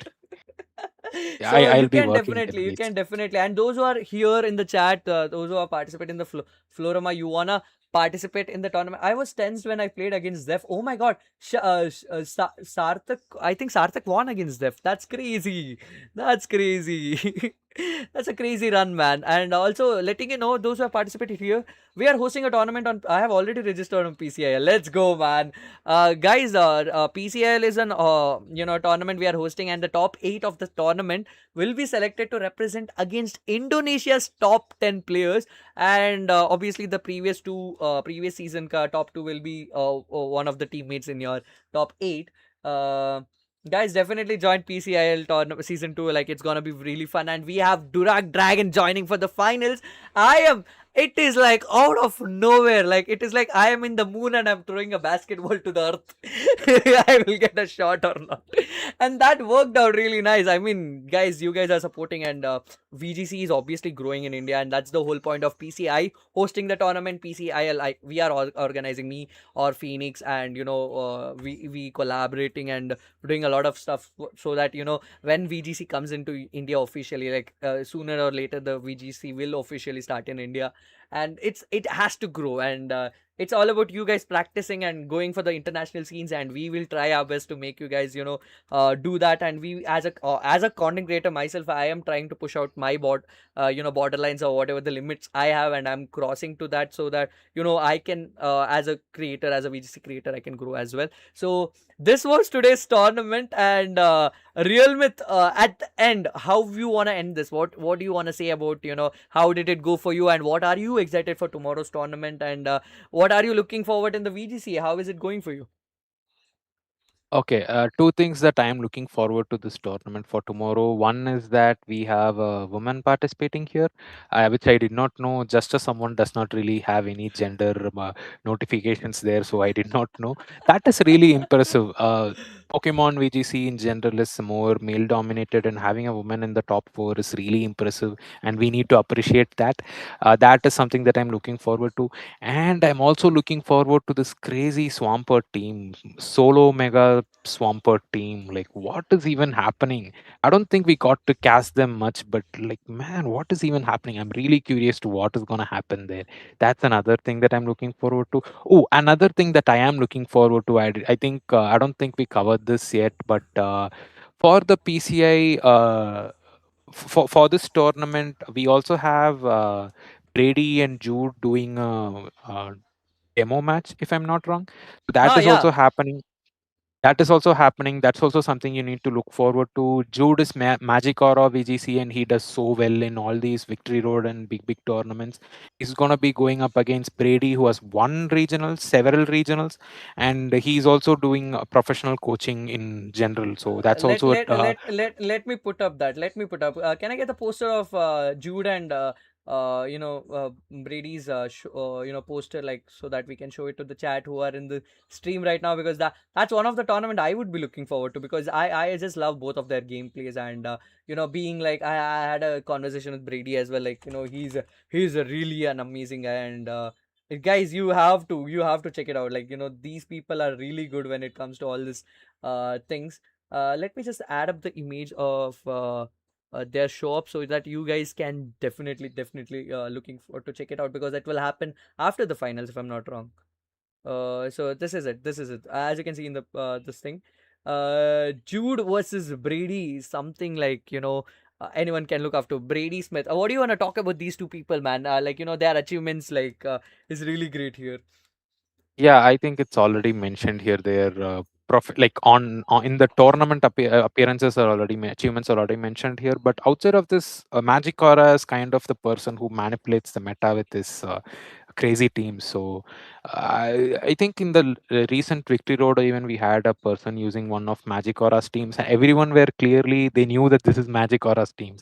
So he is really good at what he does. And yeah, that's all from my side. With that, guys, I really have to leave right now. It's pretty late for me. I have to go now. Yeah, yeah, So yeah. thank With you so that, I much, think, guys. yeah. Thank you so much, man. Thank you so much for being there, Real Myth. And honestly, it was like really, really good.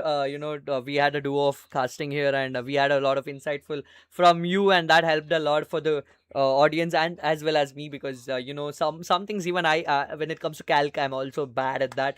But thank you so much for having. It's really, like, it's really. I'm happy to have you here, and W's to the stream. We had a really, really good run, and I would honestly say that this was a crazy tournament, and PCI hosting this, it like it favors to the participants, and the cash prize and the giveaway is also happening. Go join PCI's server. They do a lot, and you have been watching my stream. I hope I entertained you a lot, and if there is any mistakes from me and Real Myth, we are really sorry for if anything that it. I mean, there are some blunders which happens now and then. And thank you so much for joining. And if you haven't subscribed yet, as I would say, like, subscribe. And this is me, Supernova, signing off. See you all in next stream. Until then, chata, bye bye. Lots of love.